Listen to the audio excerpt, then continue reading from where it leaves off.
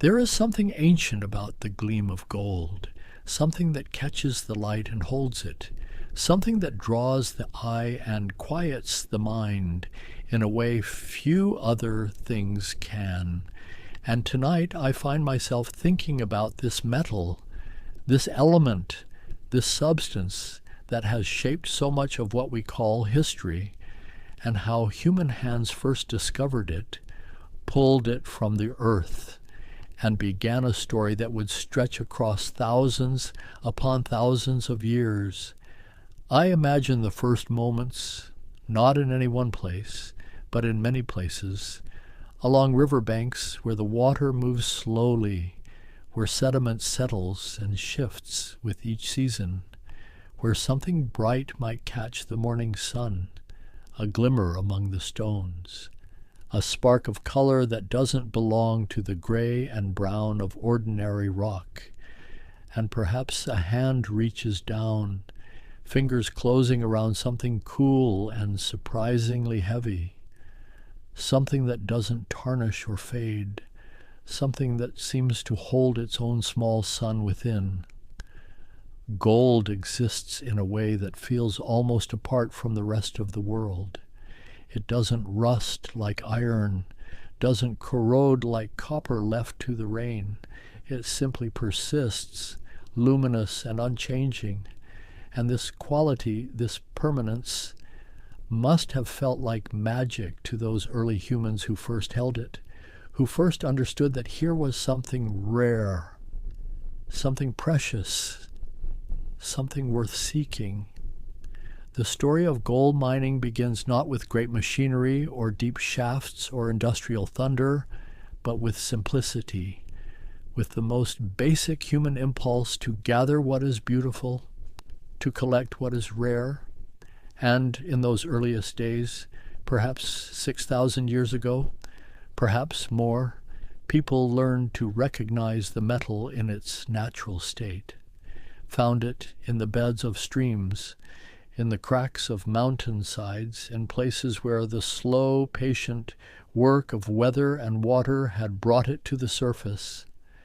I think about those ancient rivers, the ones that no longer flow or have changed their courses entirely, how they carried fragments of gold down from highlands, tumbling the metal over stones for centuries, smoothing it, concentrating it in certain bends and eddies where the current slowed just enough, and how observant eyes must have noticed the pattern, must have seen that certain places yielded more of this treasure than others, and how knowledge became practice, and practice became tradition. The weight of gold is one of its signatures. Hold a piece and it feels denser than it looks, more substantial.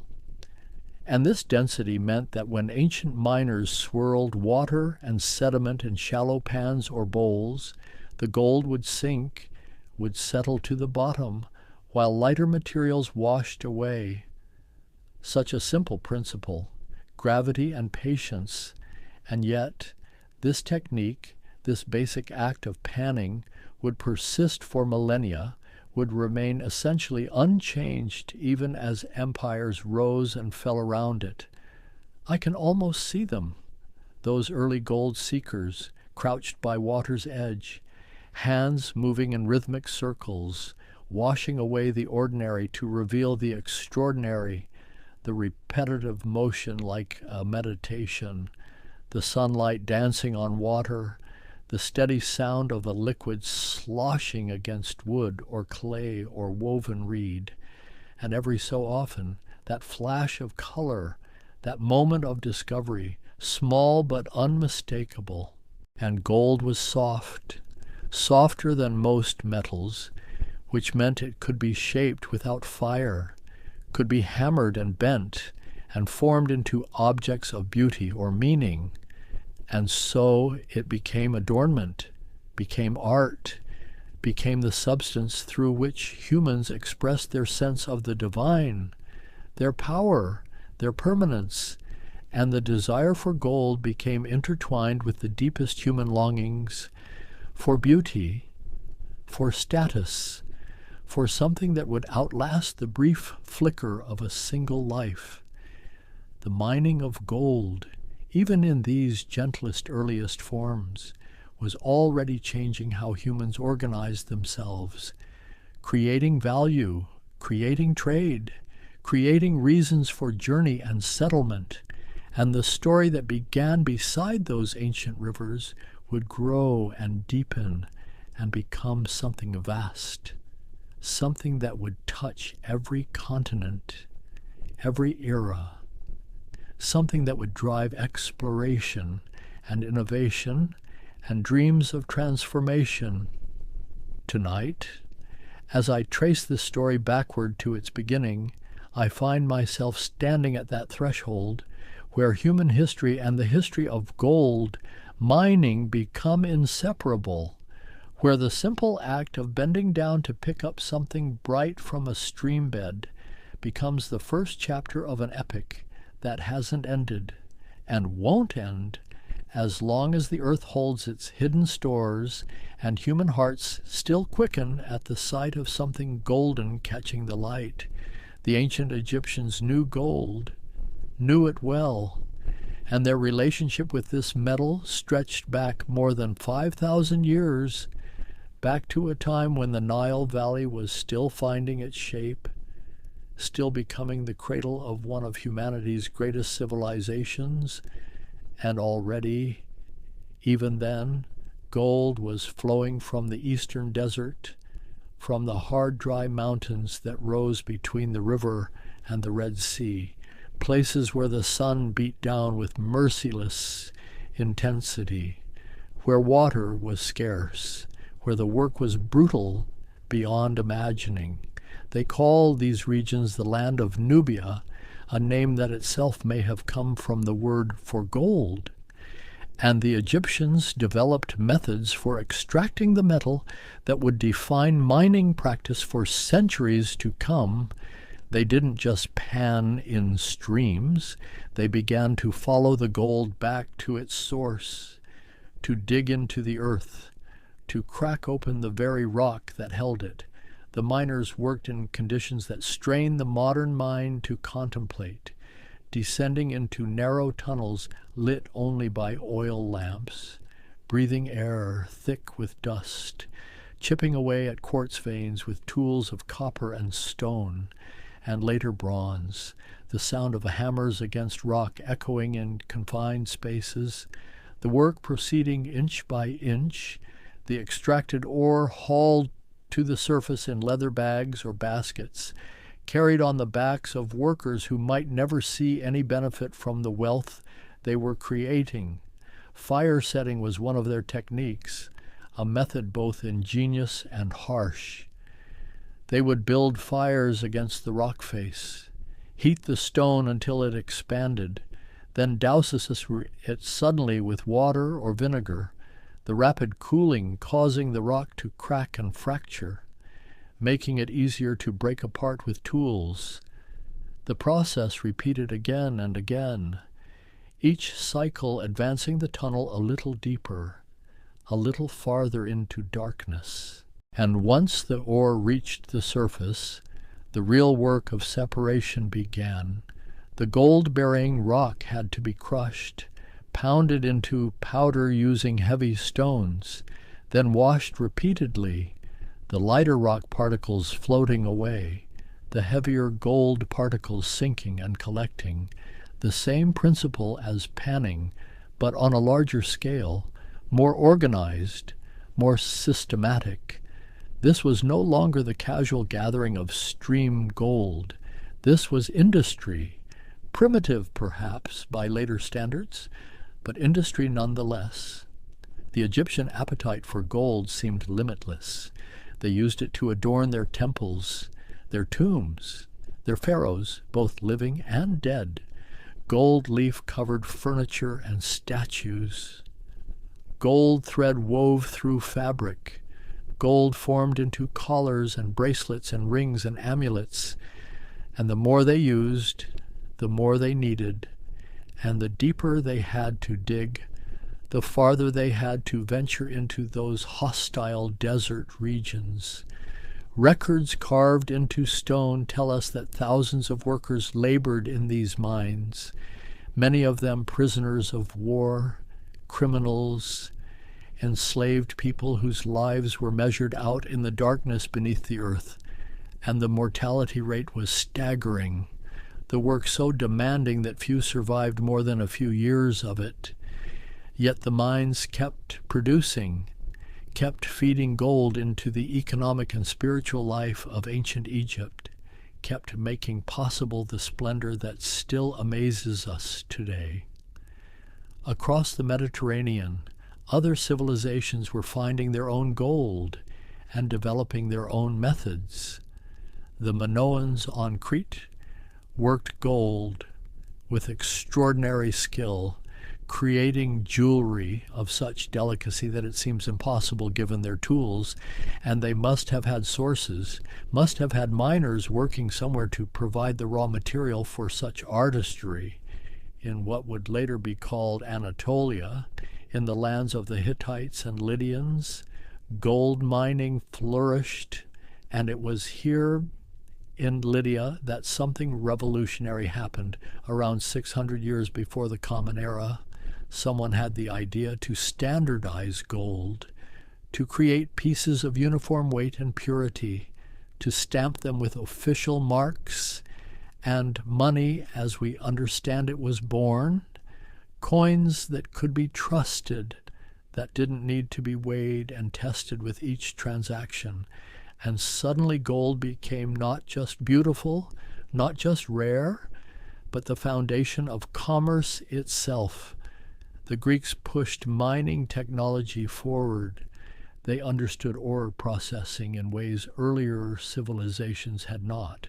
They built washing tables where crushed ore could be spread and water run over it, the fine particles of gold catching in grooves and depressions, in fleeces laid across the tables. The famous golden fleece of mythology may have been inspired by this very real practice of using sheepskin to trap gold particles from running water. They also dug deeper than the Egyptians had, created more elaborate tunnel systems, supported the tunnels with timber, ventilated them more effectively, and they employed professional mining engineers, people who studied the earth, who tried to understand where gold might be found, who looked for surface indicators, certain types of rock, certain formations, patterns that might predict what lay beneath. The Romans inherited all of this knowledge and expanded it, industrialized it, turned gold mining into an operation of unprecedented scale. When Rome conquered a territory rich in gold, the mines were among the most valuable spoils, more valuable perhaps than the people or the cities or the fertile land, because gold was empire, gold was power, gold was the means by which legions could be paid, officials could be maintained, vast public works could be funded.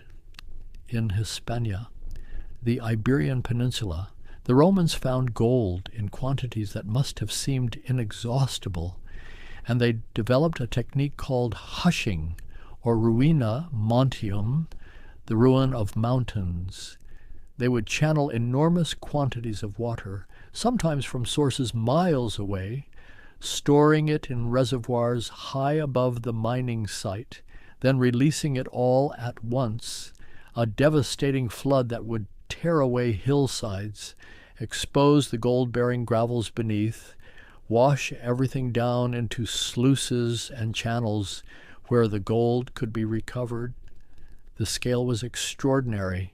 Entire mountains were washed away, landscapes permanently altered. You can still see the scars today, great amphitheaters carved into the earth by water, testament to Roman ambition and engineering, and to the value they placed on gold. The sheer amount of labor and infrastructure required speaks to how central gold had become to their economy, their identity, their vision of themselves as masters of the world.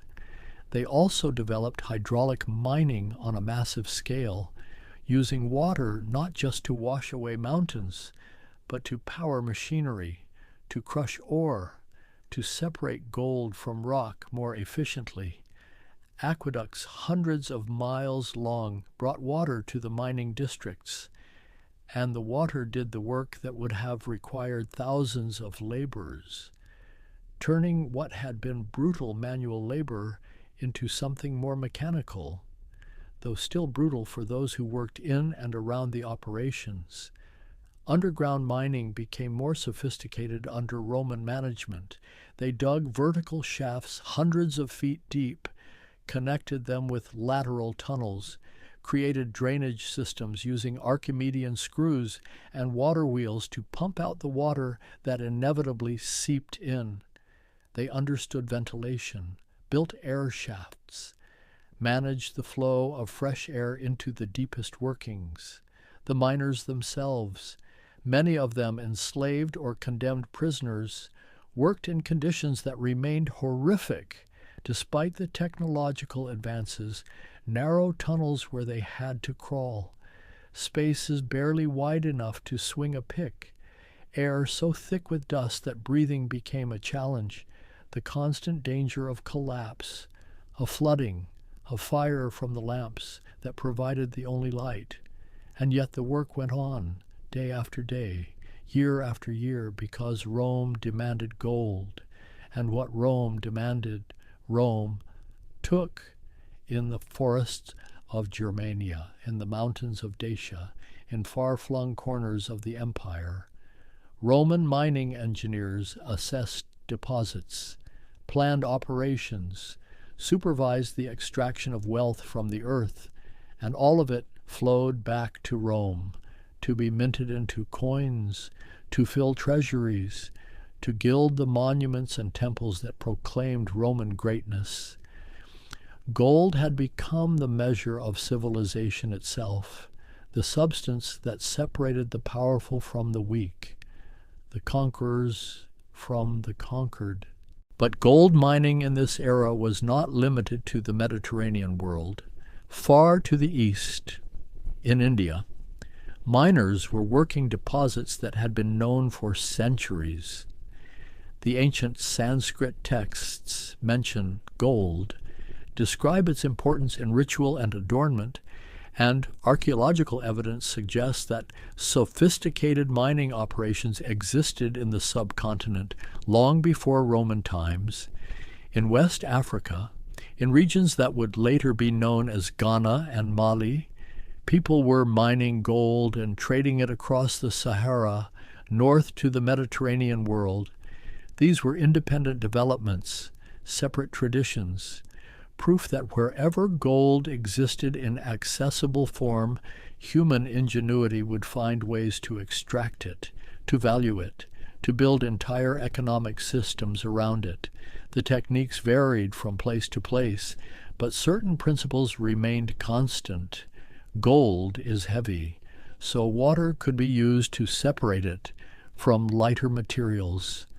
Gold is soft, so it could be worked without advanced metallurgy. Gold is chemically stable, so it didn't degrade or lose its luster. And these properties made it universally desirable, universally recognizable as something precious. And as the classical world began to fade, as Rome declined and the empire fragmented, gold mining didn't stop. It shifted.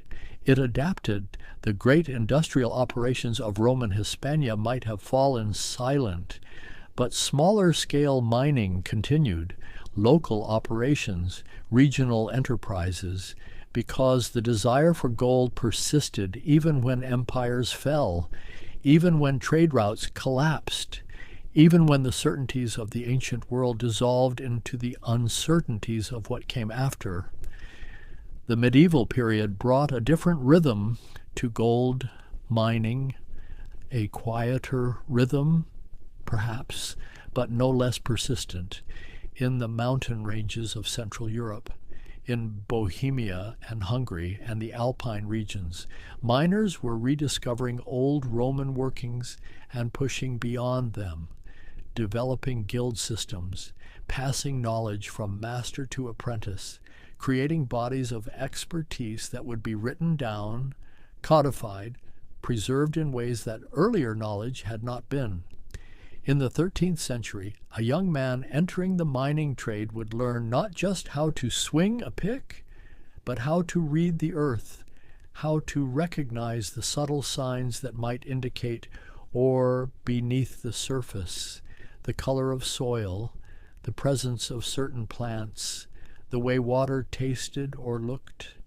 These were skills built over generations, refined through careful observation, and they marked the beginning of mining as a true profession, something beyond mere labor, something approaching a science. The shafts grew deeper, and with depth came new challenges. Water became an ever-present enemy, seeping through cracks, flooding the lower levels, and the medieval miners developed increasingly clever drainage systems, chains of buckets, rag and chain pumps, and eventually horse-powered pumps that could lift water from depths that would have defeated earlier technologies. The sound of these pumps, the creaking of wood, the splash of water, the steady plodding of horses walking their endless circles, these became the soundtrack of gold mining districts. Ventilation demanded innovation, too. Fresh air wouldn't naturally circulate in deep vertical shafts and long horizontal drifts.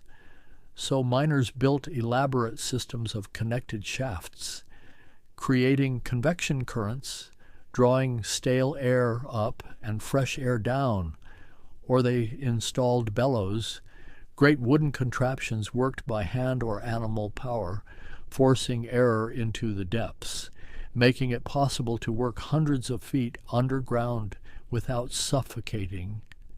The ore itself presented puzzles that took centuries to fully solve. Gold rarely appears as pure metal in underground deposits. More often it's locked in combination with other minerals, with quartz, with sulfides, with substances that don't yield their treasure easily.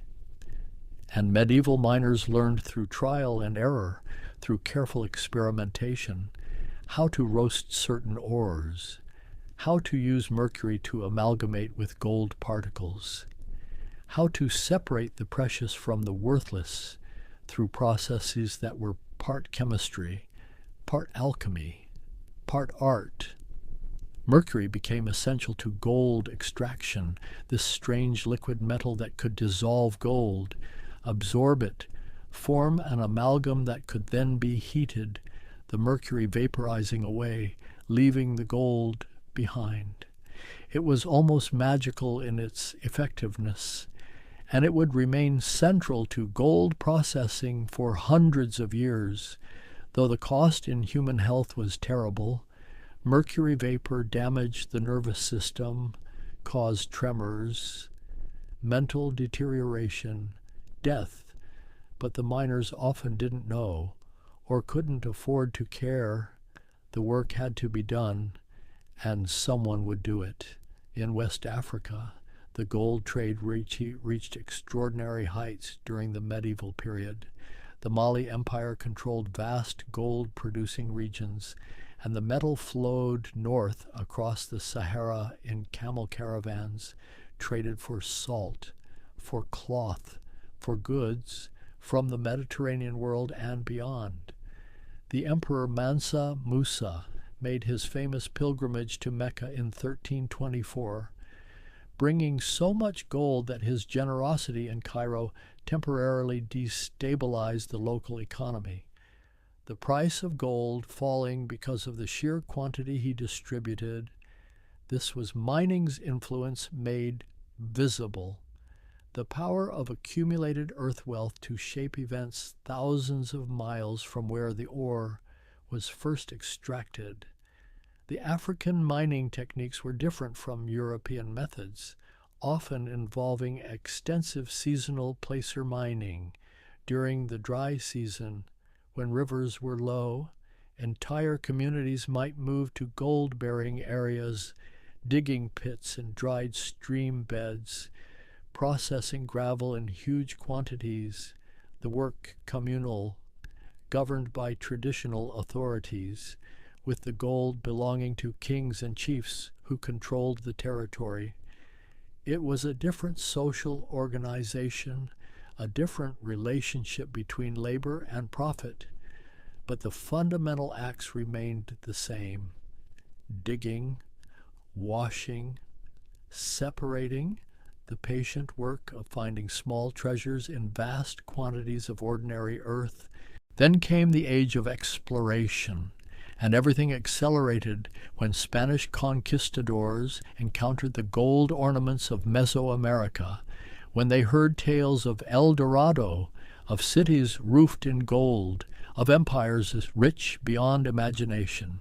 A fever took hold, gold fever, a disease of the soul that would drive men across oceans, into jungles, over mountains, enduring incredible hardships for the mere possibility of wealth. The Spanish found gold in the Americas, found it in quantities that transformed the global economy. In New Granada, in Peru, in Mexico, they enslaved indigenous populations, forced them into mines, into methods of extraction that combined European technology with local knowledge, and the death toll was catastrophic. Whole peoples decimated by the combination of disease, overwork, and the brutal conditions in the mines and processing facilities. The mountain called Potosi, in what is now Bolivia, became legendary.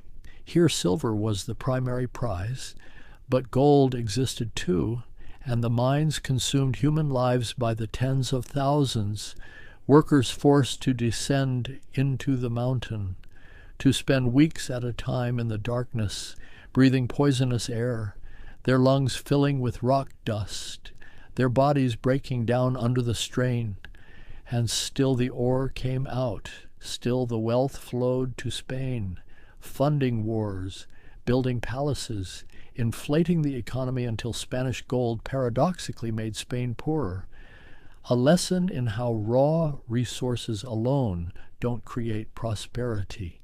The Mita system, the forced labor draft that required indigenous communities to provide workers to the mines, became a death sentence for those selected.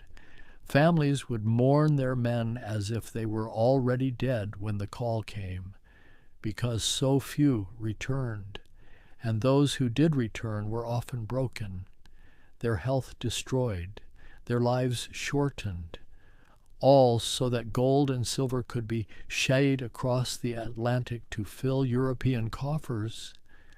But alongside this horror, mining technology advanced. The Spanish introduced new refining techniques, the patio process, where crushed ore was mixed with mercury and salt on large open courtyards, then trampled for weeks by horses and mules, the mercury slowly amalgamating with the precious metals. Eventually the mixture was washed, the amalgam collected, heated to drive off the mercury, and gold or silver remained. It was inefficient by later standards. It was toxic to everyone involved, but it worked, and it allowed the processing of ores that couldn't be efficiently treated by earlier methods. Deep shaft mining reached new extremes in the Americas.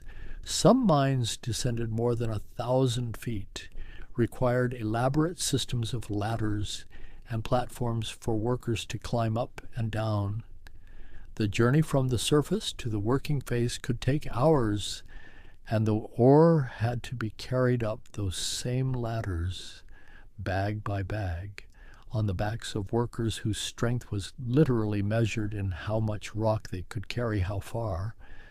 These were human machines, used until they broke, then replaced.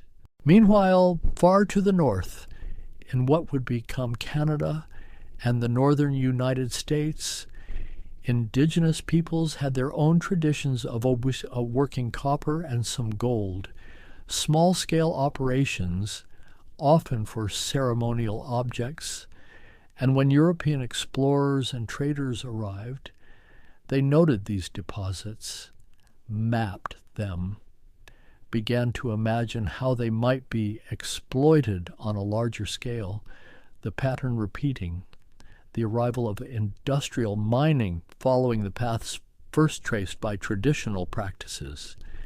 In Siberia, Russian expansion eastward brought the discovery of gold deposits in regions so remote, so harsh in climate, that mining there seemed almost impossible.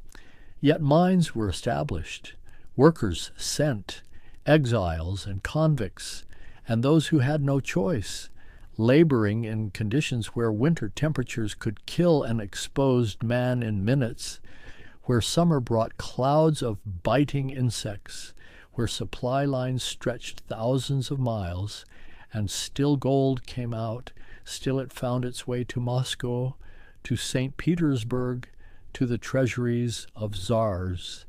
The 18th century saw mining become more scientific, less empirical. Mineralogy developed as a formal discipline. Mining academies were founded in Saxony. In other parts of Europe, teaching geology, chemistry, engineering, mathematics, mining was becoming a profession that required education, that valued knowledge, and this knowledge began to spread, to be published in books and journals, to create an international community of experts who could learn from each other's successes and failures. Pumping technology improved dramatically. Steam engines began to replace horse gins, could drain deeper shafts more efficiently, could work continuously without tiring.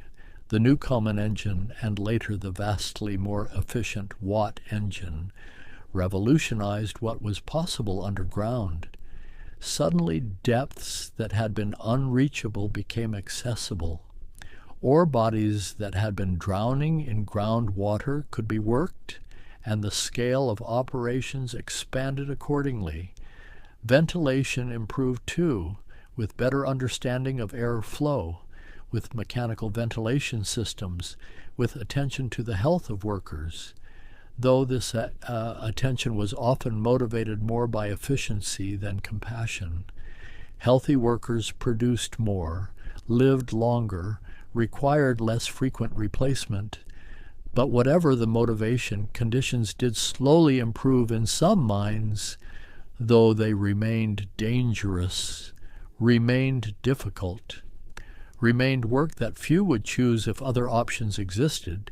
The chemistry of gold extraction advanced, new amalgamation techniques, better understanding of how to treat different ore types, experimentation with acids, with roasting temperatures, with fluxes that could separate gold from stubborn companion metals. Each improvement meant that lower-grade ores became worth processing, that deposits previously ignored became economically viable, and the total amount of gold extracted from the earth increased decade by decade. Transportation of ore and equipment presented constant challenges in mountainous terrain. In remote locations, every ton of rock brought to the surface had to be moved. Every piece of machinery had to be transported to the site. Roads were built, tramways, eventually railways, and mining became as much about logistics as about the actual extraction, about creating infrastructure in places where none existed, about connecting isolated deposits to markets, to refineries, to the broader economy. And through all of this, the human cost remained enormous. Mining was among the most dangerous occupations. Cave-ins, floods, explosions of methane or coal dust in mines where both existed together, falls down shafts, injuries from tools and machinery, lung diseases from breathing rock dust and mercury vapor, and the smoke from oil lamps. These were accepted part of the price of gold, and the men who paid this price and their families rarely saw much benefit from the wealth they helped create. Yet people kept mining, kept descending into darkness, kept breaking rock and hauling ore, because wages in mines were often higher than agricultural work, because land was scarce and opportunities few, because debt or obligation or law compelled them, or because they dreamed that they might strike it rich, might find the pocket of ore that would change everything, might escape the grinding poverty that was the lot of most working people in most places throughout most of history. And then came 1848, and a mill race in California, and a flash of color in the water, and everything changed. James Marshall bent down, picked up flakes of gold from the tail race of Sutter's mill, and the news spread like wildfire. Gold in California, just lying there, waiting to be picked up. And the world came running. The California gold rush was different from what had come before. This wasn't organized state mining, wasn't corporate extraction. This was chaos, was democracy, was individual fortune seekers arriving by the tens of thousands, by ship around Cape Horn, overland across the plains and deserts, from China, from Chile, from Europe, from the eastern United States, all converging on the streams and hillsides of the Sierra Nevada foothills, all believing they would be the ones to strike it rich. In the beginning, it was almost easy. Gold really was just lying there in stream beds, in gravel bars. The first arrivals could pan $100 worth in a day, could accumulate pouches of gold, dust, and nuggets, could feel the intoxicating possibility of wealth. But they also had to contend with isolation, with supply shortages so severe that a loaf of bread might cost a day's findings, with disease, with the complete absence of law or order or anything resembling civilization.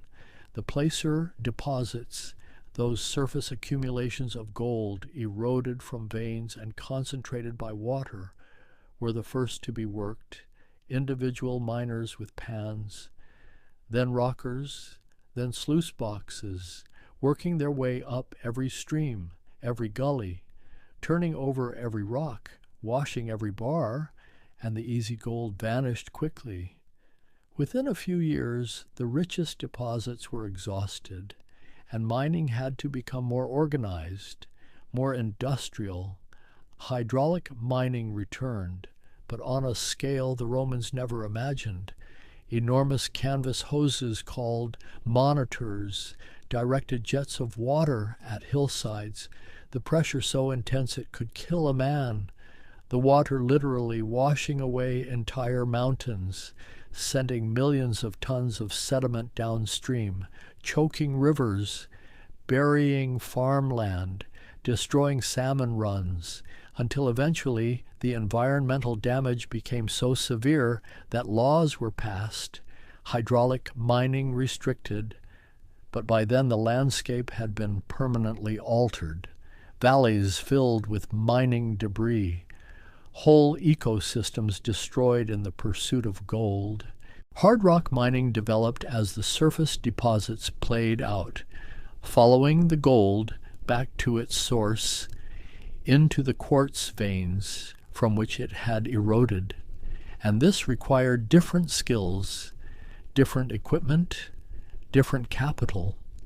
Individual prospectors gave way to mining companies, corporations with the resources to sink shafts, to build stamp mills that could crush ore, to to employ dozens or hundreds of workers. The romantic era of the lone prospector faded into the industrial reality of wage labor underground.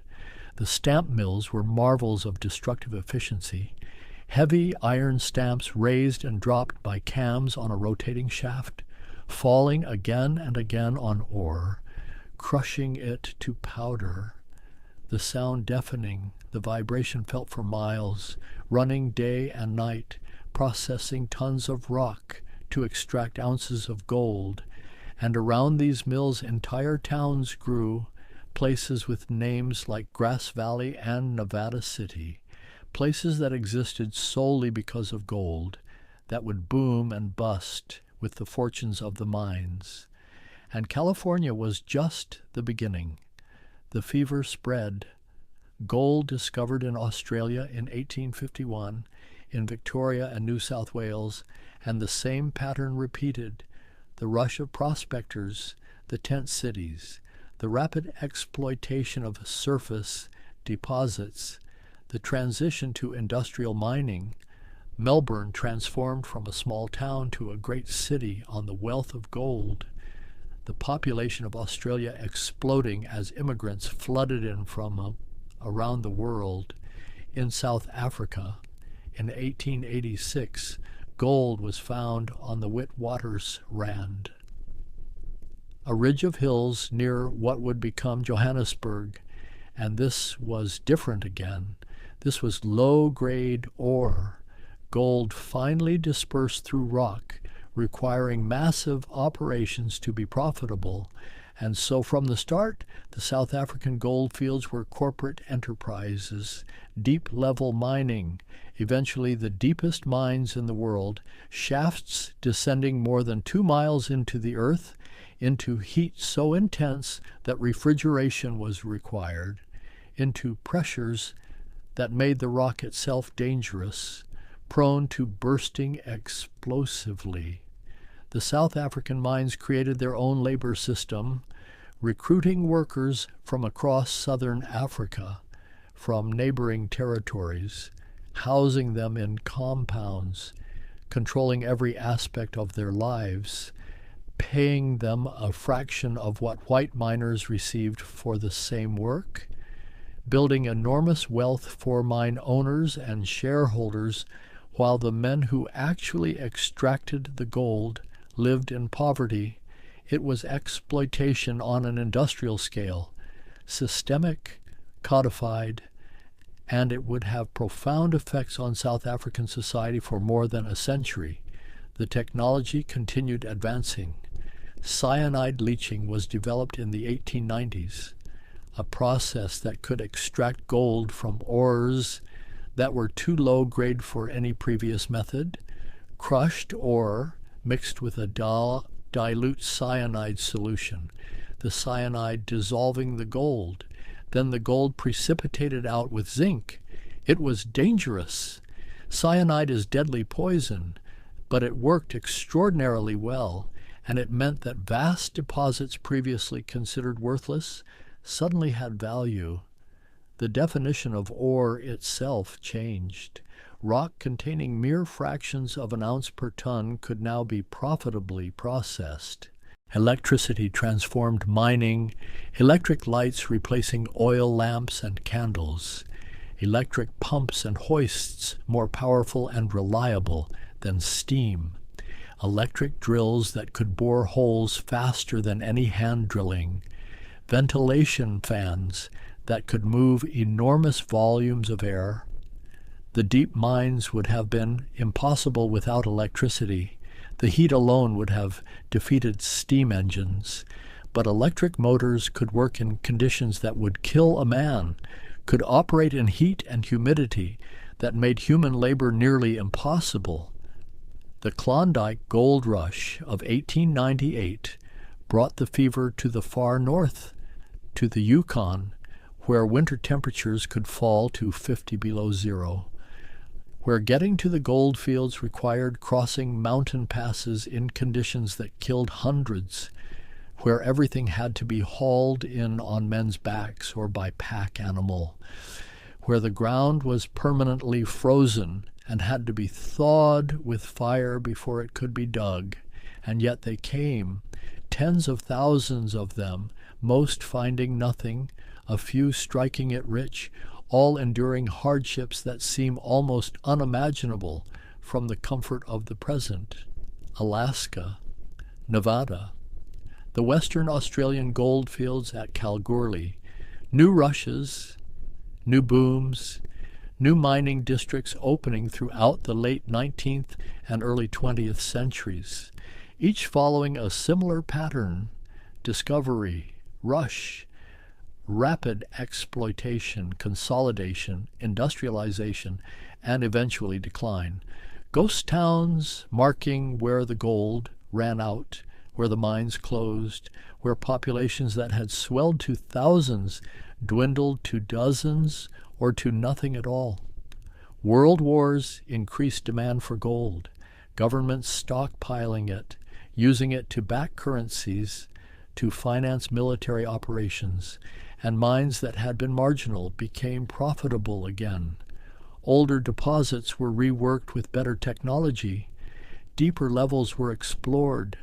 No stone left unturned in the search for this metal that had become synonymous with wealth, with security, with power itself.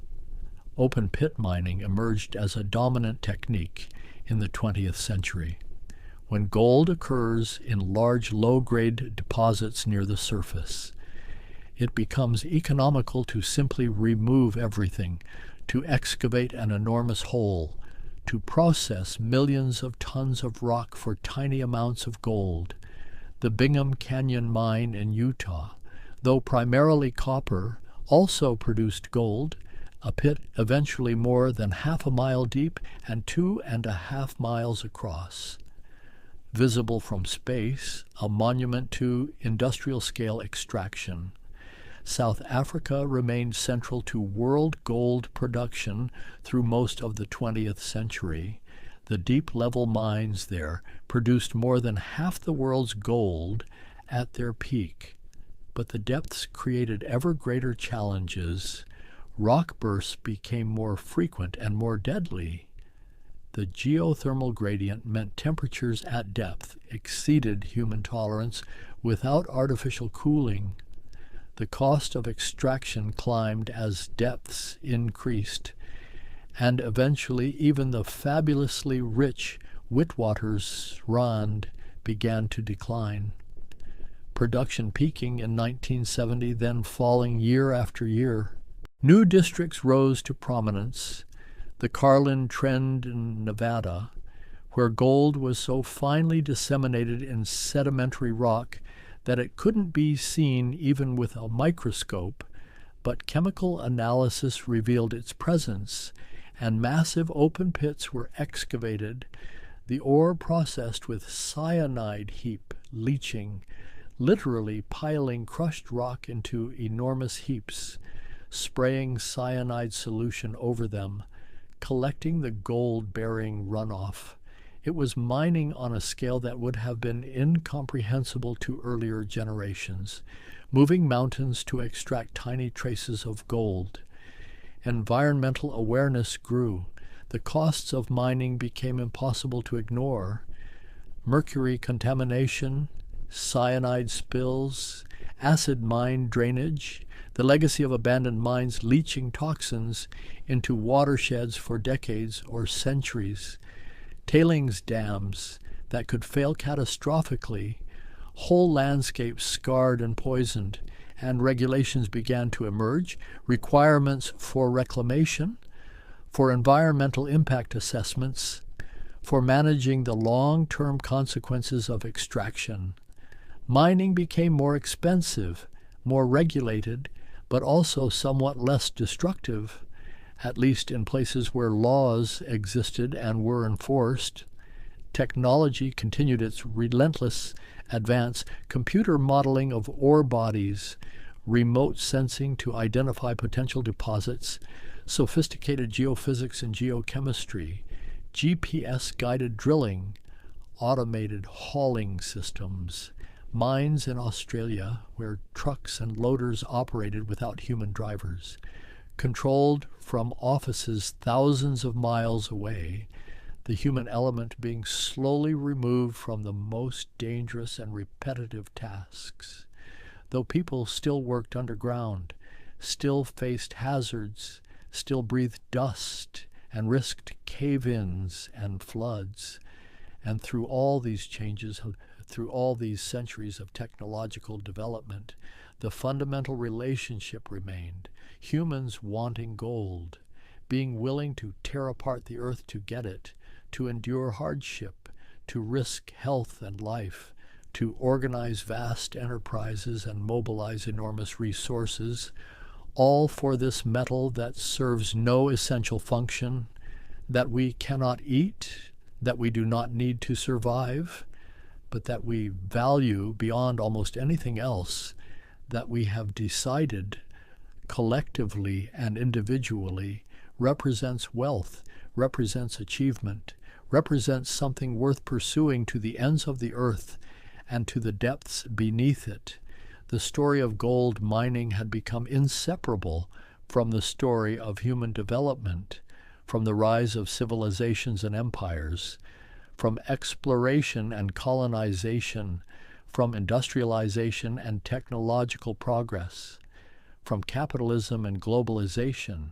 Every age had sought gold, had found new ways to extract it, had built economies and societies around it, and the legacy of all that seeking, all that extraction, lay written in the earth itself, in the empty mines and altered landscapes, in the ghost towns and the great cities, in the museums filled with golden artifacts and the bank vaults filled with golden bars.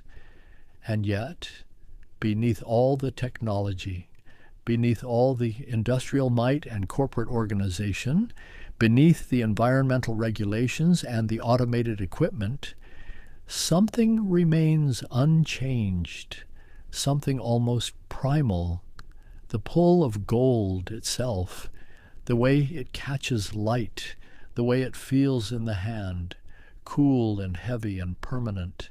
And this quality, this unchanging nature of gold, connects us across the millennia to those first humans who bent down beside a stream and picked up something bright. There is a paradox at the heart of gold mining, that so much effort should be expended, so much ingenuity applied, so many lives consumed in the pursuit of something that has no practical utility. Gold is too soft for tools, too heavy for most structural uses. It conducts electricity well, but copper does nearly as well and costs far less. And yet we have organized entire economies around it, have measured wealth by it, have killed for it, have died for it, and continue to seek it even now, even in an age when its monetary role has diminished, when currencies float free of gold standards, when central banks hold it more as tradition than necessity. Perhaps what we are really mining when we mine gold is meaning, is permanence, is the desire to possess something that will outlast us, that will survive when everything else has crumbled.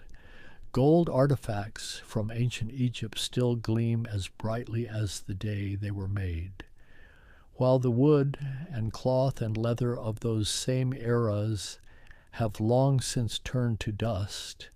Gold offers a kind of immortality, not to the person, but to the moment, to the craftsmanship, to the intention embodied in an object.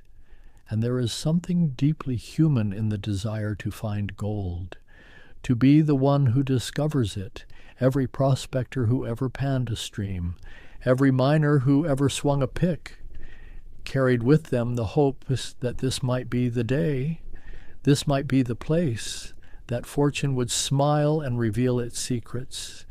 It is the same impulse that drives exploration, that sends humans to examine every corner of the world, to probe beneath surfaces, to see what might be hidden. Gold mining is curiosity made concrete, wonder transformed into action. The communities that grew around gold mines have their own particular character, born quickly, often in locations where no one would otherwise choose to live, bound together by shared purpose, by the common experience of seeking wealth in difficult circumstances.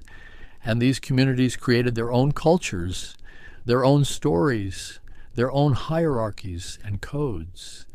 The successful miner became a figure of respect or envy, or both, while those who failed became cautionary tales or objects of pity, or simply moved on to try their luck elsewhere. And the landscape remembers, even when the mines close, even when the town's empty, the marks remain, the shafts and adits, the tailings piles, the settling ponds, the roads cut into hillsides, the cleared forests that never quite grow back the same. These are the scars of our search for gold, the physical evidence of centuries of digging and drilling and blasting and washing, and they will persist long after the last of the gold has been extracted, long after the economic value has been exhausted, monuments to human ambition and human appetite. There is beauty in some of this, strange beauty. The colors in a tailings pile can be extraordinary, ochres and rust reds and pale greens from oxidized minerals. The geometry of an open pit has a terrible grandeur, terraced walls descending in perfect spirals, the scale so vast it challenges comprehension, and abandoned equipment slowly being reclaimed by nature, wooden structures weathering to gray, metal rusting to lace. These too have their aesthetic, the aesthetic of entropy, of human works returning to the earth from which they came. Gold itself remains beautiful, perhaps the most reliably beautiful of all metals. It does not tarnish, does not corrode, does not fade. A gold coin buried for 1,000 years emerges as bright as the day it was struck, and this resistance to decay, this persistence, is part of why we value it in a world where everything changes, where everything eventually breaks down. Gold remains, and there is comfort in that reassurance, a suggestion that something at least can endure. The economics of gold mining have always been fascinating.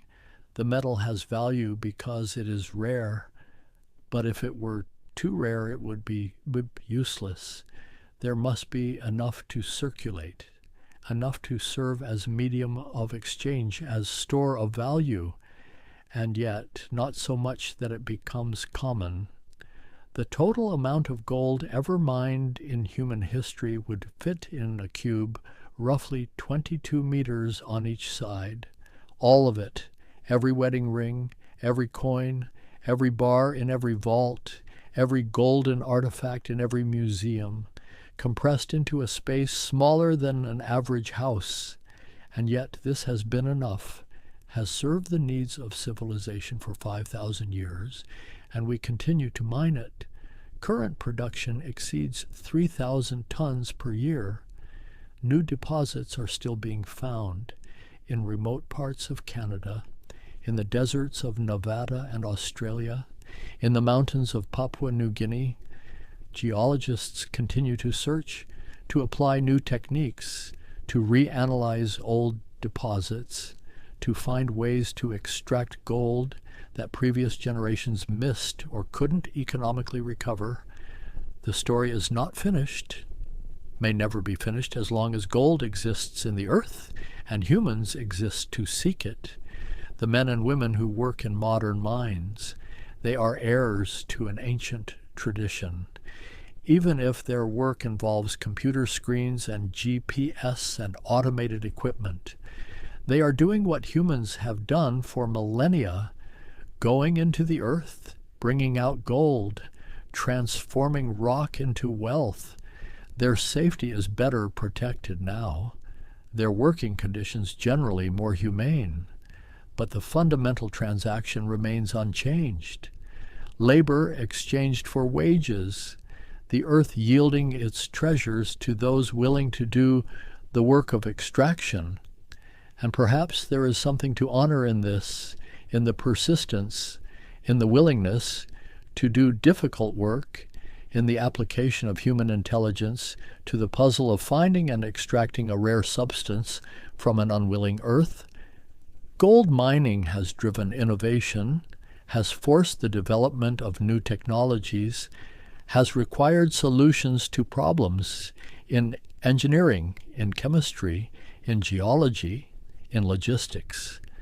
Every advance in mining technology has had applications beyond mining, has contributed to the broader pool of human knowledge and capability. The environmental cost must be acknowledged, cannot be ignored, cannot be justified by simply pointing to economic value or historical precedent. The poisoned watersheds, the destroyed habitats, the disrupted communities, these are real harms, lasting harms, and the challenge now is to find ways to mine. If we must mine that minimize damage, that restore what can be restored, that account honestly for the full cost, not just in money, but in ecological and social terms. This is the work of the present generation, to mine more wisely than those who came before, or perhaps to question whether some deposits should be left unmined, some gold left in the earth. There is something almost meditative about considering the deep history of gold mining, the vast sweep of time it encompasses, the countless individual lives dedicated to the search, the accumulation of knowledge and technique across centuries. It is a story that contains within it many other stories of ambition and greed, of suffering and perseverance, of innovation and destruction, of beauty and waste. And all of these stories connect. All of them form part of the larger narrative of how humans have related to the earth, to its resources, to the question of what we value and why. Tonight, following this golden thread backward through time, I find myself thinking about continuity, about how the present moment contains all the past moments. Every technique we use now descends from earlier techniques. Every mine stands on the foundations of geological knowledge accumulated over generations. Every gram of gold extracted adds to a total that began accumulating thousands of years ago. We are part of something larger than ourselves, larger than our own time. And there is something humbling in that recognition, the sound of water over rocks, the glint of metal in a pan, the weight of a nugget in the hand. These sensations connect across the ages, felt the same by an ancient Egyptian, a medieval European, a 49er in California, a modern prospector in the Yukon. The technology changes, the scale changes, the social organization changes, but the fundamental experience, the moment of discovery, the recognition of gold, this remains constant, remains human, remains immediate and personal, even in the midst of industrial operations. And so the story continues. In the present day, in mines scattered across every continent except Antarctica, in places where the earth still yields gold to those who know how to find it, to those who are willing to do the work, the ancient compulsion persists, the desire for this metal that has shaped so much history, that has driven so much exploration, that has caused so much triumph and tragedy. Gold continues to gleam, continues to draw the eye, continues to represent something beyond its mere material existence. The mountains hold their secrets a little less closely than they once did. We have learned to read the earth, to understand its structures, to predict where gold might hide. But the earth is vast, and some secrets surely remain, some deposits yet to be found, some gold still waiting in darkness, unseen, untouched, while above, in the world we have made, the gold that has already been mined circulates endlessly, changing hands, changing forms, but never changing its essential nature, never losing its luster, never ceasing to be what it has always been, a bright constant in an inconstant world. And perhaps that is enough to know that gold exists, to know that we can find it, to know that it will endure. We need not possess it ourselves to appreciate the long human story of seeking it, need not hold it to understand why others have valued it so highly. The story itself has value. The history has meaning. The continuity across generations reminds us that we are part of something ancient, something that connects us to every human who ever looked at something golden and felt wonder, felt desire, felt the pull of beauty made physical. The light fades on another day in the history of gold mining, but the work continues. The search continues. Somewhere, right now, someone is drilling into rock, is washing gravel, is analyzing samples, is following the clues that might lead to discovery.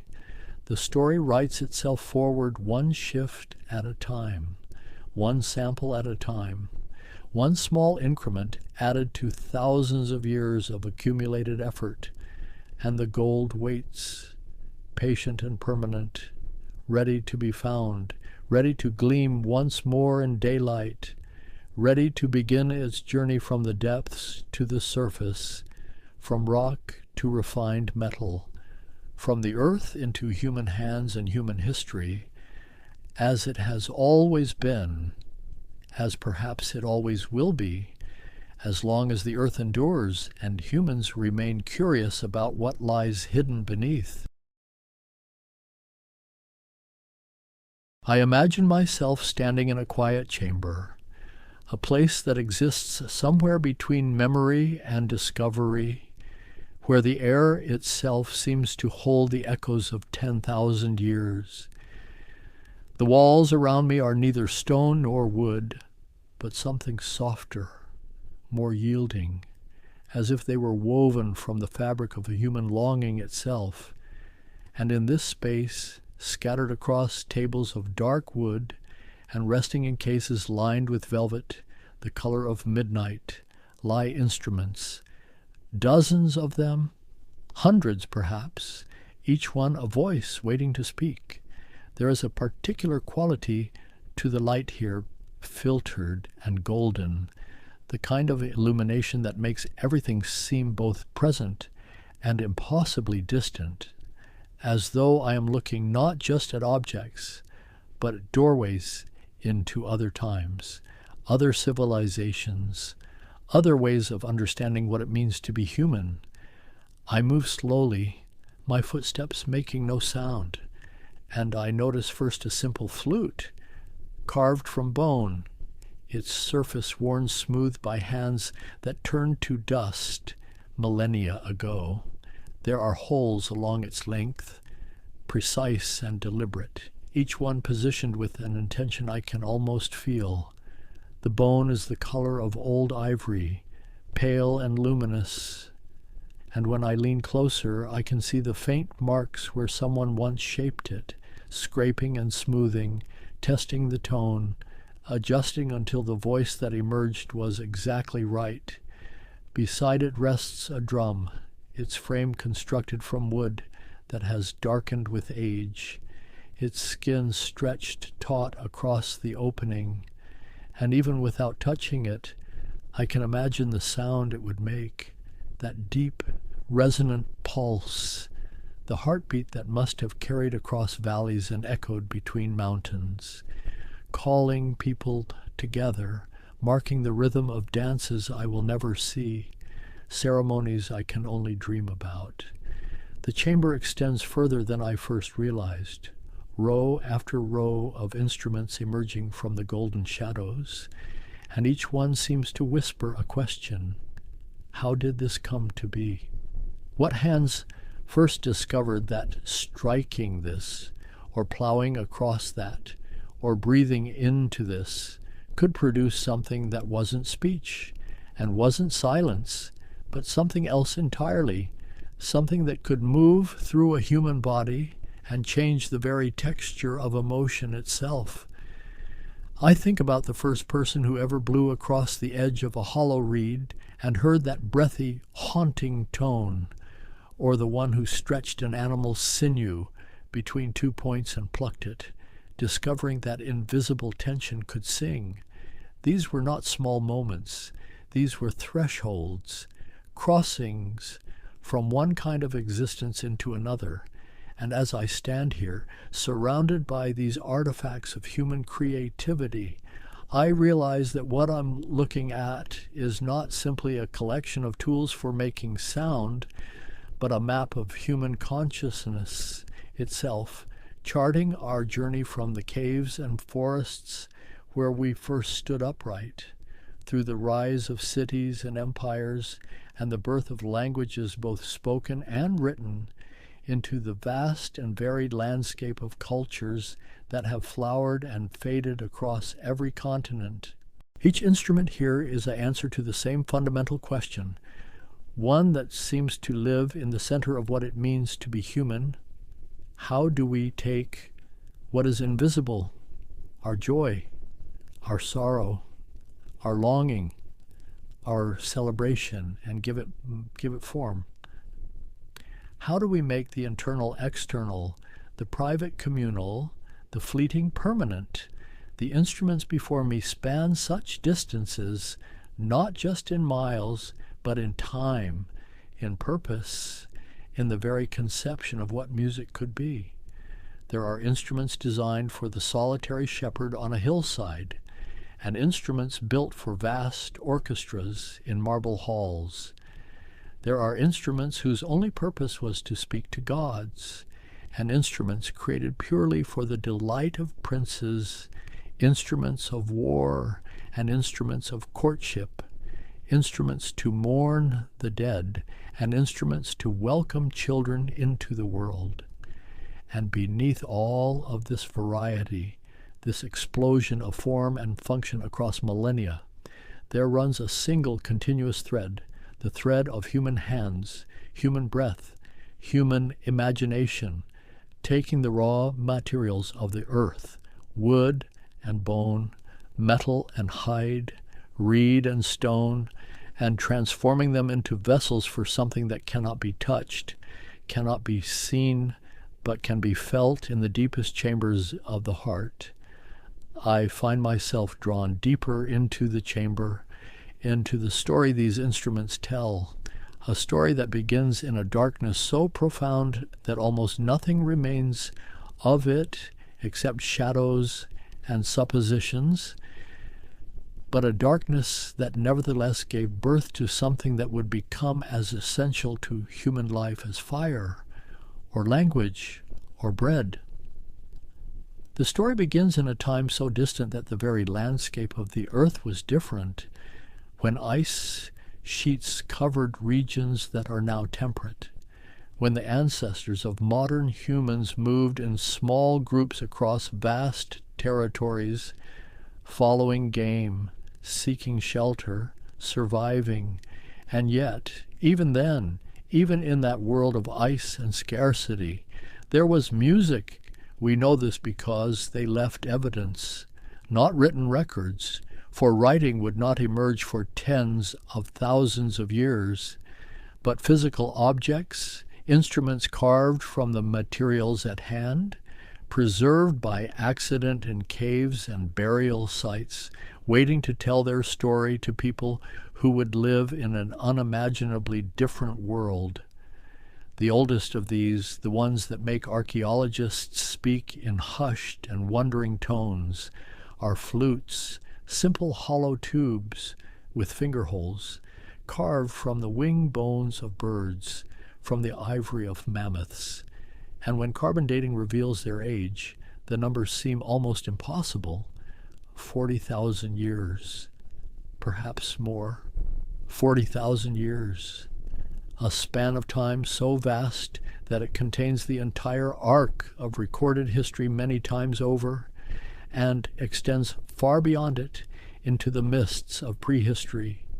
These flutes were crafted with extraordinary care.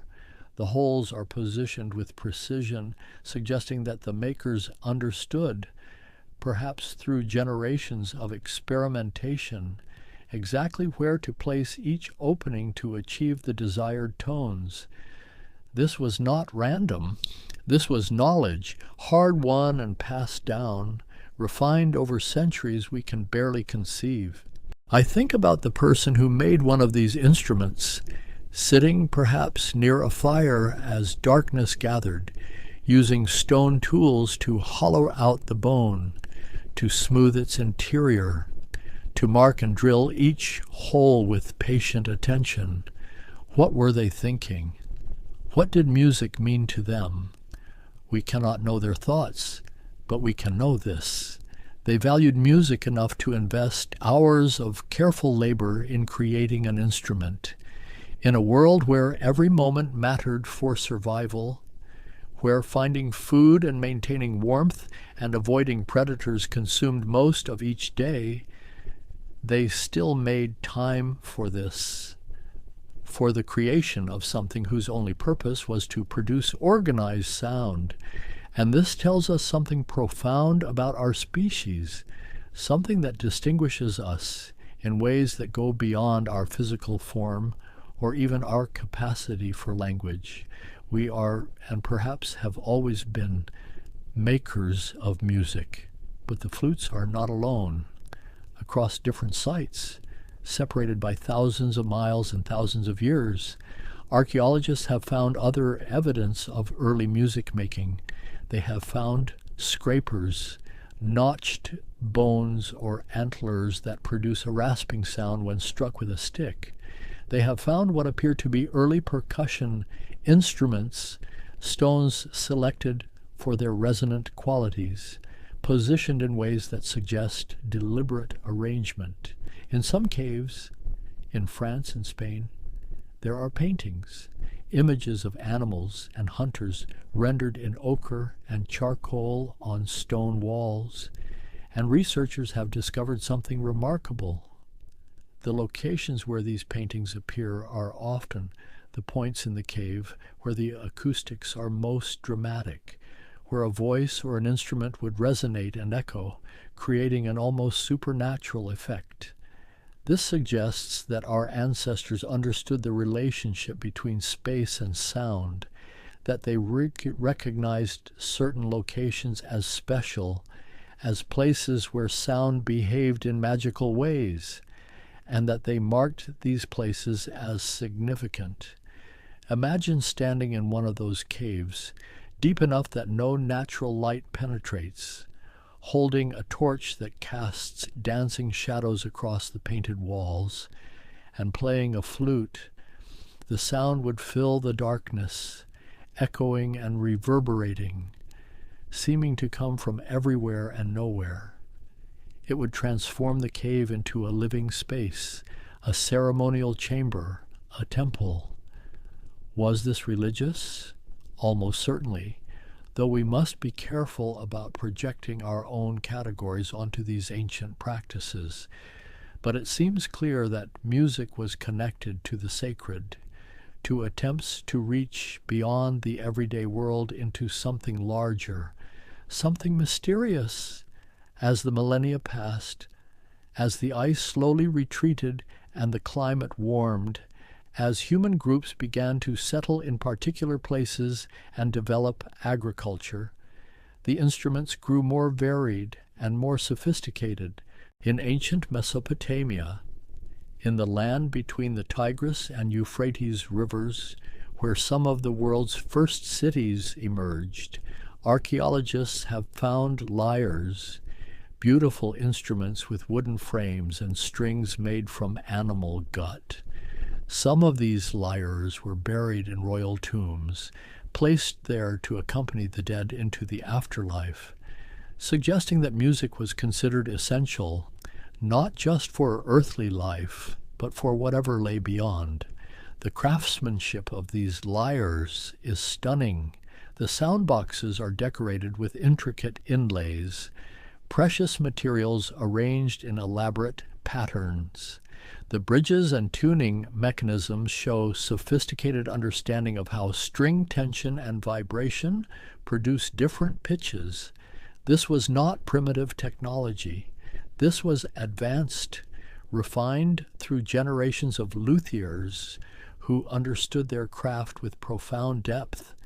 And there is something deeply moving about seeing these instruments, recovered from graves thousands of years old, knowing that the last hands to touch them were hands that lovingly placed them beside a body, hoping perhaps that music would continue in the world to come. In ancient Egypt, the archaeological record reveals an even richer musical landscape.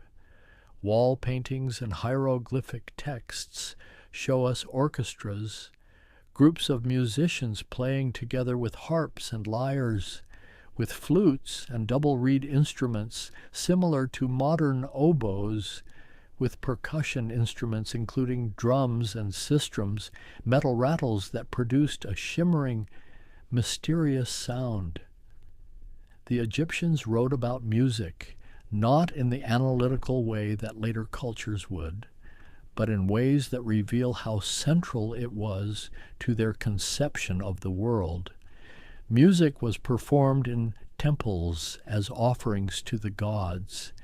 It accompanied processions and festivals.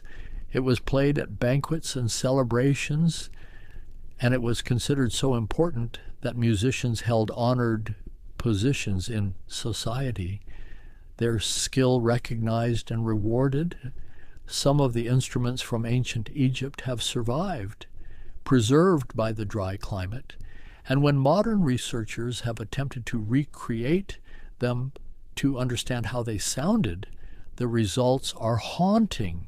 The tones are different from what our ears expect, tuned to scales that don't quite match the Western musical tradition, and this otherness is itself revealing, reminding us that there are many ways to organize sound, many different paths to beauty across the ancient world, in China and India, in Africa and the Americas.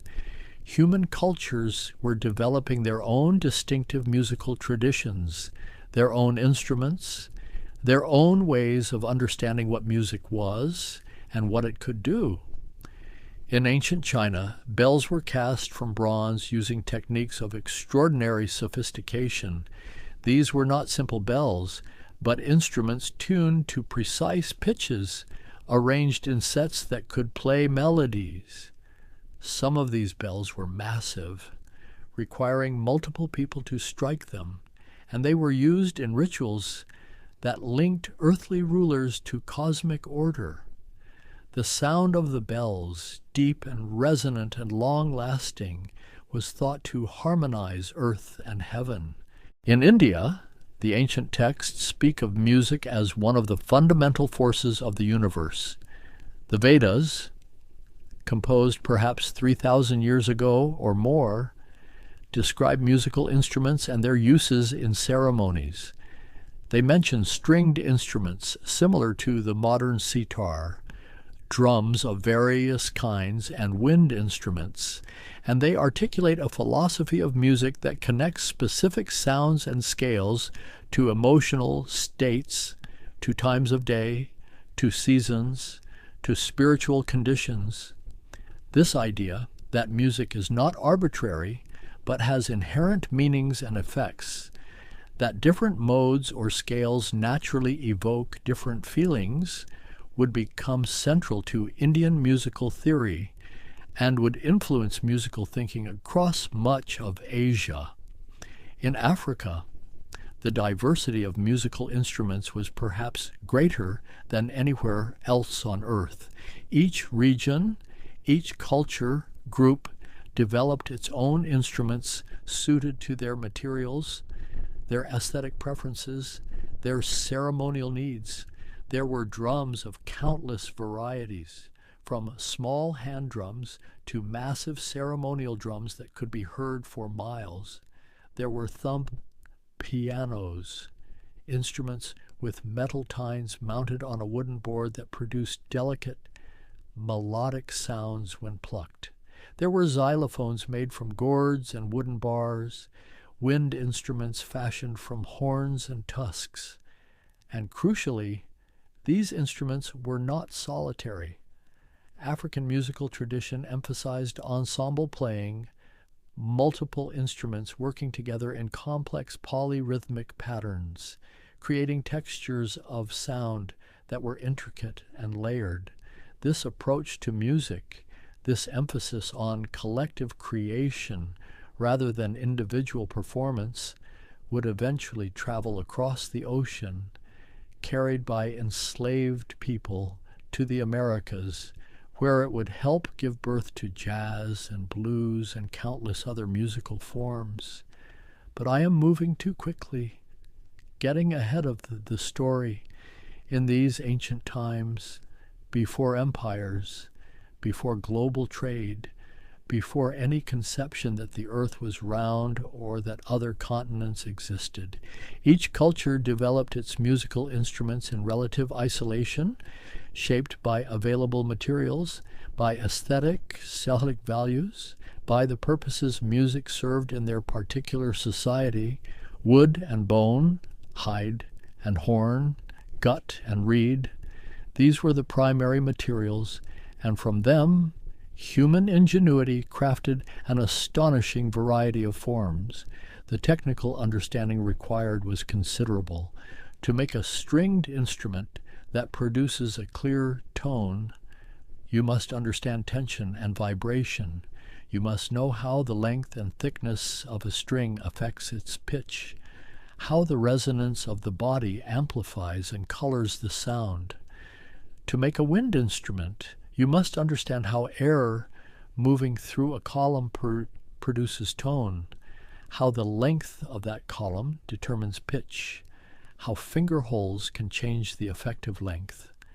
This knowledge was empirical, learned through trial and error, through careful observation, through the accumulated wisdom of many generations. No one wrote it down in these early times. It lived in the hands and ears of the makers, passed from master to apprentice, from parent to child, and slowly, over centuries and millennia, the instruments evolved. Each generation made small refinements, experimenting with different shapes, different materials, different construction techniques, and the successful innovations were retained, incorporated into the tradition, while the failures were forgotten. This is evolution in the truest sense, not biological evolution, but cultural evolution, the gradual refinement of human tools and techniques through selection and inheritance. By the time the great classical civilizations emerged in Greece and Rome, musical instruments had already undergone thousands of years of development, and they had become sophisticated, varied, and deeply integrated into the fabric of social life. The Greeks had a word for this integration.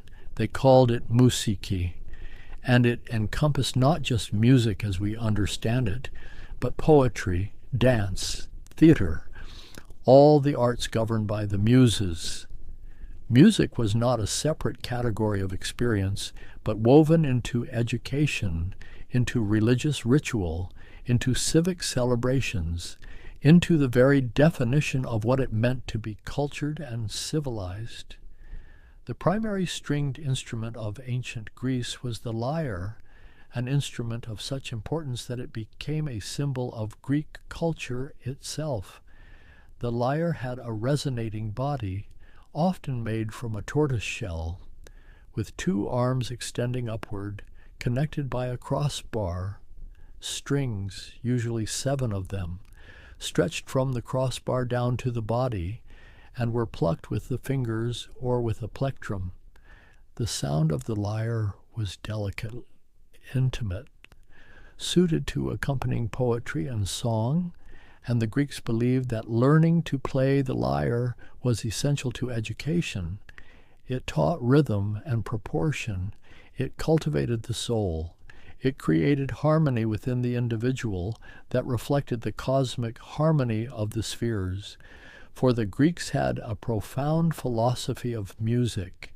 They believed that different modes, different scales, and tonal organizations had different ethical effects.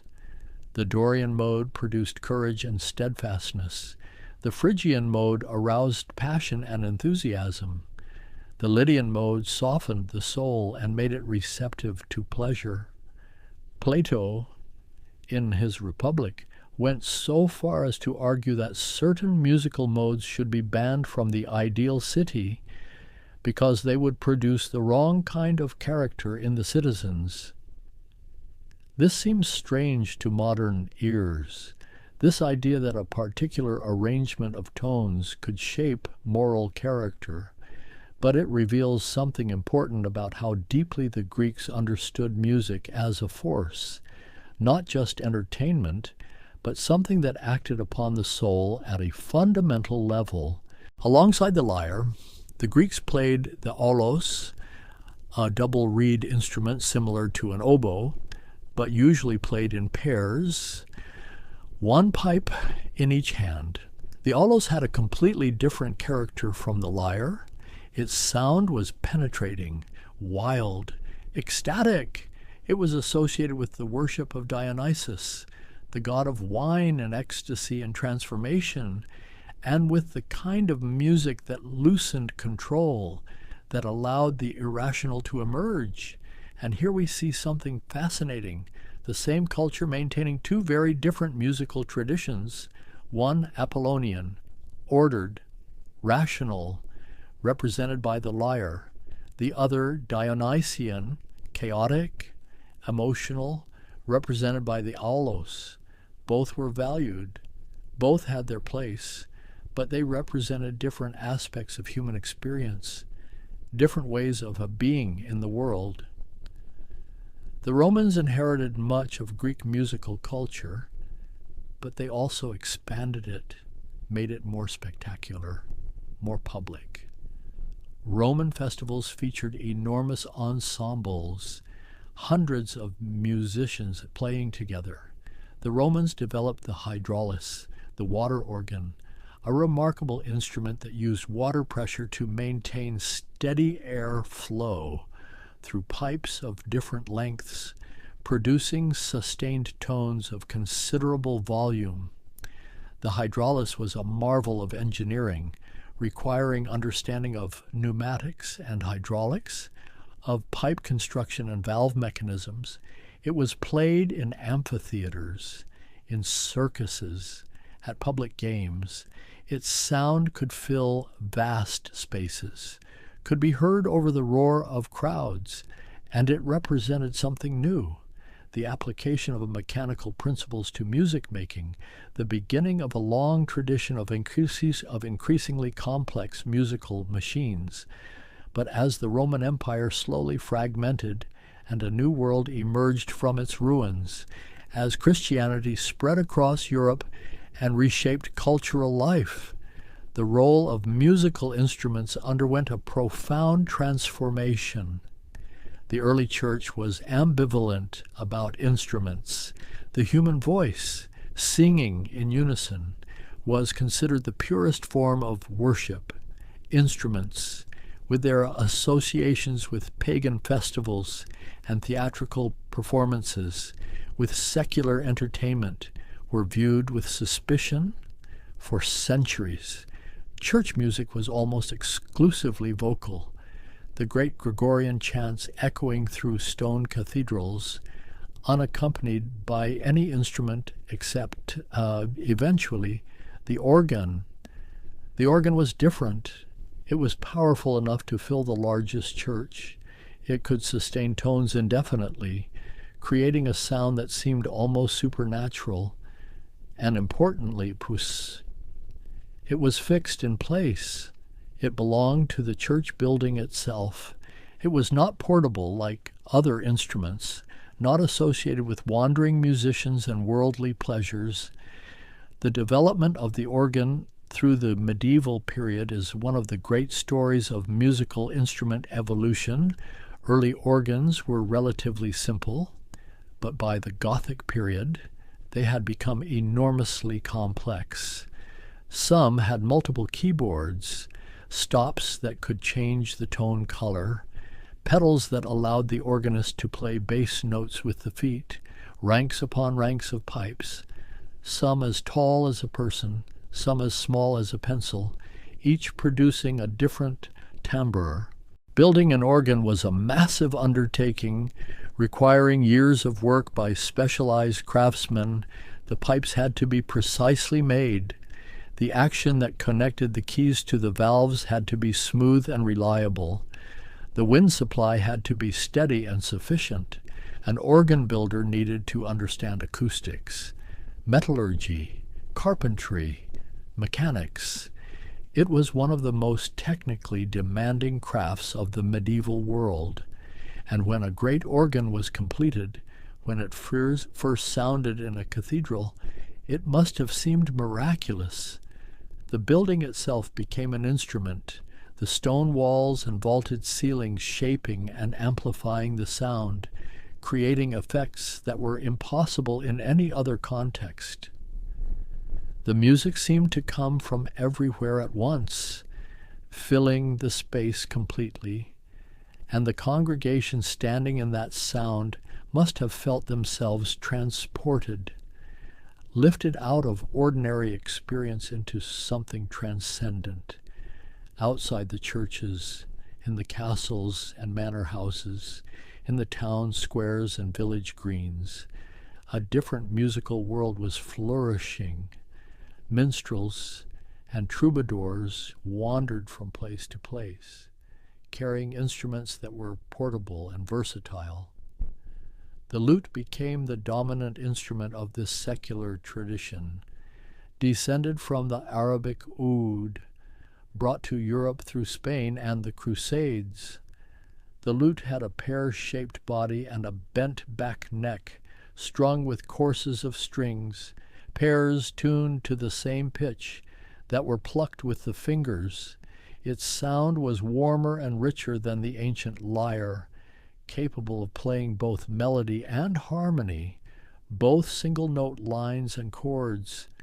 It could accompany a singer or stand alone as a solo instrument, and it became the instrument of choice for educated amateurs and professional musicians alike. The craftsmanship that went into a fine lute was extraordinary. The body was built from thin strips of wood, ribs bent and shaped and glued together to form the rounded back.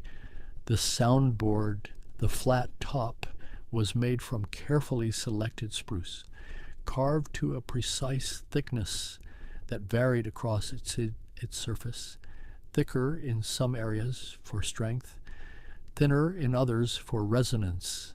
The neck was shaped to fit the hand comfortably, fretted with strips of gut tied around it at carefully measured intervals. A master lute maker needed years of training, needed to understand how different woods behaved, how humidity affected tone, how the bracing inside the soundboard influenced the way it vibrated. This was knowledge that could not be written down fully. It lived in the hands, in the eye, in the ear that could hear whether an instrument was balanced and true. And the same was true for makers of other instruments. The craft guilds that formed in medieval cities, organizations of violin makers in Cremona, of organ builders in Germany, of flute makers in France, these guilds carefully guarded their knowledge, passing it down through formal apprenticeships that lasted years. A boy, and it was almost always boys, would enter a master's workshop at age 12 or 13, and would spend the next 7 or 8 years learning every aspect of the craft, starting with the simplest tasks and gradually taking on more responsibility, more complex work. By the time an apprentice completed his training and became a journeyman, he carried within him the accumulated wisdom of generations.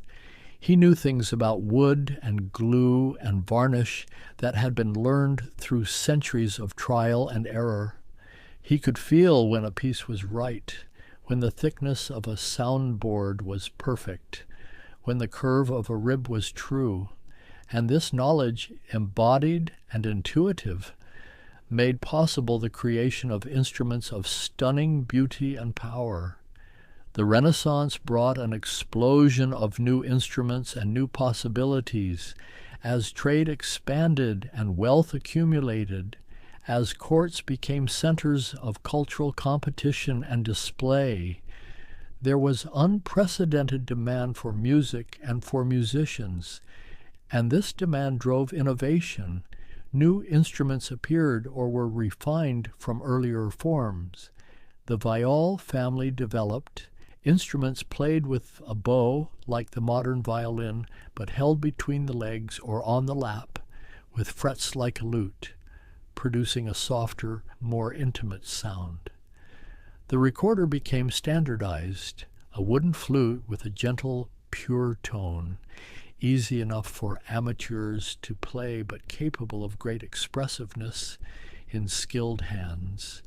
The harpsichord emerged, a keyboard instrument where the strings were plucked by quills when the keys were pressed, capable of intricate contrapuntal music, of the complex interwoven melodies that Renaissance composers loved. And most importantly, the violin family began to take its modern form. The violin, viola, and cello, instruments that would come to dominate Western art music for the next 4 centuries, were perfected in the workshops of northern Italy, in Cremona and Brescia, by makers whose names are still spoken with reverence: Amati, Stradivari, Guarneri. These makers discovered something profound about the relationship between form and sound.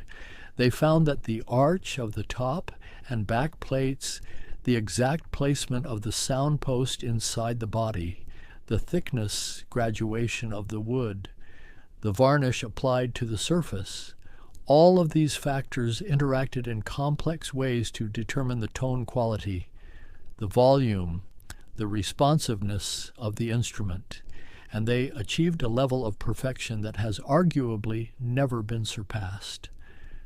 A Stradivarius violin made in 1708 or 1714 still sounds glorious, still outperforms most modern instruments, still sells for millions of dollars. How did they do it? What did they know that we have forgotten? These questions haunt instrument makers to this day. Some believe it was the wood, that the particular trees growing in the Little Ice Age had denser, more resonant growth rings. Others point to the varnish, suggesting secret formulas now lost. Still others argue it was the accumulated skill, the result of multiple generations of refinement, of makers who did nothing else their entire lives but try to make the perfect violin. Whatever the answer, these instruments represent a pinnacle. They show us what is possible when craft knowledge deepens over generations, when a community of makers shares insights and competes to exceed each other, when cultural values align to support and reward the pursuit of excellence. The 18th century brought new forces into play, forces that would transform not just musical instruments, but the entire social and economic fabric of the world. The scientific revolution had revealed nature as a system governed by mathematical laws. The Enlightenment proclaimed reason as the highest faculty, and the Industrial Revolution began to replace handcraft with machine production. These transformations touched musical instruments in profound ways. The piano emerged during this period, and its development tells us much about the age. The harpsichord, for all its brilliance, had a fundamental limitation. No matter how hard or soft you pressed a key, the volume remained the same, because the mechanism simply plucked the string. But the piano, originally called the pianoforte, the soft loud, used hammers that struck the strings, and the force of the hammer blow could be controlled by the player's touch. This meant that for the first time, a keyboard instrument could be expressive in a new way, could sing, could whisper, could thunder, could shape phrases with dynamic nuance. The piano gave the player direct control over emotion, over the intensity of each individual note. The early pianos were delicate instruments, their frames made of wood, their strings relatively thin. Their sound was lighter than the modern piano, more transparent, closer in some ways to the harpsichord they were replacing. But makers were constantly experimenting, making the instruments larger, stronger, more powerful. The Broadwood Company in London, the Arar firm in Paris, makers in Vienna and across the German states, they competed to create instruments that could fill larger concert halls, that could project over orchestras, that could satisfy the demands of virtuoso performers who were becoming celebrities in their own right. By the 1820s and 1830s, the piano had become the dominant instrument of middle-class musical life. Every educated family aspired to own one. Piano playing was considered an essential accomplishment for young women, a mark of refinement and culture, and this enormous demand transformed piano manufacturing from a craft into an industry. Factories appeared, employing hundreds of workers, dividing the labor into specialized tasks. One group would prepare the soundboards, another would string the instruments, another would install the actions, the complex mechanisms that connected keys to hammers. The principles of mass production were being applied to what had once been entirely handmade objects. And yet, even in the factories, there remained aspects of the work that required human judgment, voicing the hammers, adjusting their hardness and shape to achieve the desired tone, regulating the action so that every key responded identically, finishing the cabinet work. These tasks still demanded the trained ear and hand, the accumulated experience that could not be reduced to mechanical procedure. The violin underwent its own transformation during this period. The old instruments made by the Italian masters were increasingly recognized as superior, but they were being modified. Their necks were lengthened and angled back more steeply. The bass bar inside was made larger. The bridge was made higher. All of these changes increased the string tension, made the instruments louder and more brilliant, more suitable for the concert halls that were replacing the intimate chambers where they had originally been played. This reveals something important about musical instruments. They are not static, even when an instrument achieves a classic form. It continues to evolve in response to changing musical and social needs. The violin that Stradivari made is not quite the same as the violin we hear in concert halls today. Though it bears his name, wind instruments were also evolving rapidly. The development of the valve system for brass instruments, beginning in the early 1800s, was particularly revolutionary. Before valves, trumpets and horns could only play the notes of the harmonic series in whatever key the instrument was built. They could play fanfares and simple melodies, but not chromatic scales, not the full range of notes that other instruments commanded. Valves changed this completely.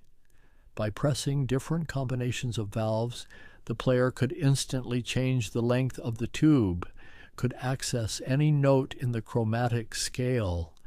Suddenly, brass instruments could play any melody, could participate fully in the orchestra as melodic instruments, rather than just providing harmonic support and rhythmic punctuation. The technical ingenuity required to develop reliable valve systems was considerable. The valves had to redirect the airflow instantly, had to seal perfectly, had to be durable and maintainable. It took decades of experimentation before the modern piston valve emerged. But once it did, it opened up entirely new possibilities for composers and performers. The woodwind family underwent similar developments. The Bohm system for the flute, developed in the 1830s and 1840s, used a complex arrangement of keys and rods to allow the fingers to control holes that were too far apart to reach directly. This allowed the holes to be positioned in their acoustically ideal locations, and it made previously difficult passages smooth and comfortable to play. Similar systems were developed for the clarinet and oboe. Each instrument presented its own challenges, its own peculiar acoustical characteristics that had to be understood and accommodated. But the general principle was the same: to use mechanical advantage to overcome the limitations of human anatomy, to allow the instrument to be what it needed to be acoustically, while still remaining playable.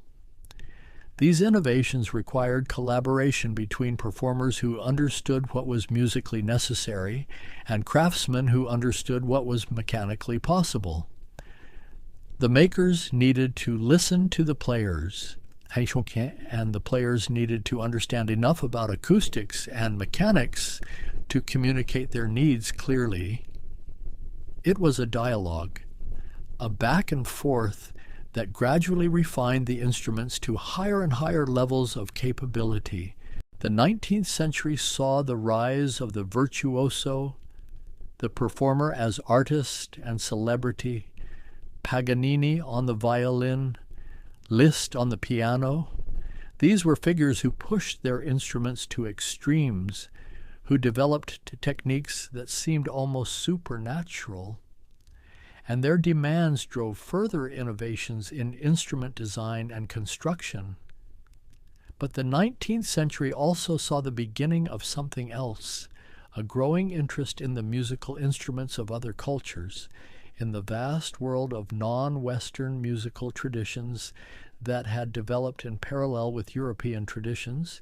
European colonial expansion brought direct contact with the musical cultures of Asia, Africa, the Americas, the Pacific Islands, and while much of this contact was exploitative and destructive, while colonialism devastated traditional cultures in countless ways, it also created opportunities for cross-cultural exchange, for European musicians and scholars to encounter instruments and musical concepts entirely different from their own traditions.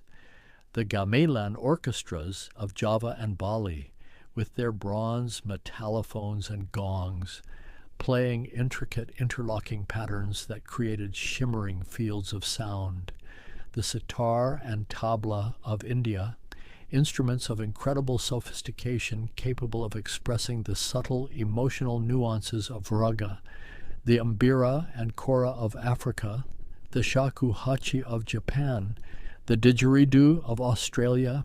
Each of these instruments embodied a complete musical philosophy, a different way of organizing sound and time. European instrument museums began to collect these instruments, not always with full understanding, not always with respect for the living traditions they came from, but nevertheless creating repositories of knowledge that would eventually allow for deeper engagement and appreciation. And some composers began to be influenced by these sounds. Debussy heard a gamelan ensemble at the Paris Exposition of 1889 and was profoundly affected. The way the metallophones created harmony through layered melodic patterns rather than through vertical chords, the way rhythm was organized in cycles rather than in linear progressions. These ideas seeped into his own compositional thinking and contributed to the breakdown of traditional harmonic language that characterized early 20th century music. The 20th century brought transformations more radical than any that had come before. The development of electronic instruments, beginning with the theremin in the 1920s and continuing through the synthesizers of the 1960s and beyond, fundamentally changed what was possible. These were not acoustic instruments at all. They generated sound through electronic circuits, through oscillators and filters, and they could produce timbres that no acoustic instrument could match. The electric guitar emerged in the 1930s, developed initially as a solution to a practical problem. Acoustic guitars were simply not loud enough to be heard in big bands and dance orchestras, but the electric guitar became far more than just a louder acoustic guitar. In the hands of players who explored its possibilities, who discovered that amplification could be pushed into distortion to create entirely new tones. It became the voice of rock and roll, of blues, of a musical revolution that would reshape popular culture worldwide. And yet, through all of these changes, acoustic instruments continued to be made and played. The violin, the flute, the piano, instruments whose basic forms had been established centuries earlier, remained central to classical music. Craftspeople still learned the old techniques, still built instruments by hand using methods that would be recognizable to makers from the 18th century. This reveals something profound about the nature of musical instruments. They are technologies, yes, but they are also embodied traditions, repositories of accumulated knowledge and skill, and they are interfaces between the human body and the invisible realm of sound, shaped over generations to fit our hands, our breath, our physical capabilities, in ways that feel natural and right. The story of musical instruments is not a simple progression from primitive to advanced, from simple to complex. It is rather a branching tree of possibilities, each branch representing a different culture's exploration of what sound can be, what music can do, how humans can shape the invisible into the meaningful. And standing in my quiet chamber, surrounded by these instruments from every age and every culture, I begin to see them not as isolated objects, but as nodes in an enormous network of human creativity, each one connected to all the others through threads of influence and inspiration, through the universal human impulse to make music, to transform the raw materials of the earth into vessels for emotion and meaning. The light in the chamber has shifted, grown softer, more diffuse, as if the day outside is drawing toward evening, and I find myself moving more slowly still, pausing longer before each instrument, sensing the weight of time they carry, the countless hands that have held them, the countless ears that have listened. There is a question that emerges from all of this history, a question that hovers in the golden air of this chamber like dust motes suspended in light. Why do we make music at all? What is it about organized sound, about vibrations traveling through air at particular frequencies and in particular patterns, that moves us so deeply, that has driven every human culture without exception to create instruments, to invest time and resources and creative energy into making music?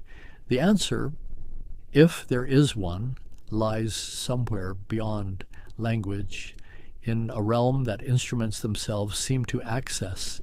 Music exists in time, but not in the way that speech exists in time. Words follow one another in linear sequence, each one carrying a discrete meaning that contributes to an overall message. But music creates a different kind of time, a time that circles and returns, that builds tension and releases it, that can make a moment feel eternal or make an hour disappear. And instruments are the tools we have developed to shape this special kind of time, to make it tangible, to bring it into the world where others can experience it. Each instrument does this in its own way, with its own character, its own voice. A violin sings with a directness that seems almost like speech, its vibrato adding warmth and humanity. A flute soars and floats, ethereal and pure.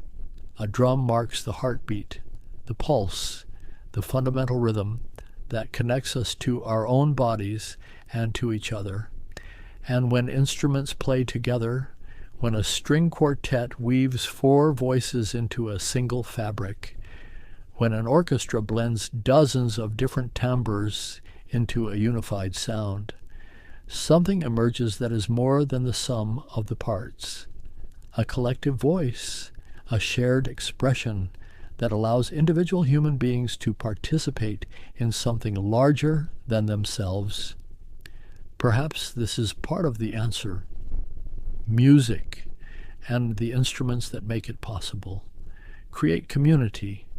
They allow us to synchronize, to align our emotions and our attention, to feel together rather than alone. In traditional cultures around the world, music making is rarely a solitary activity.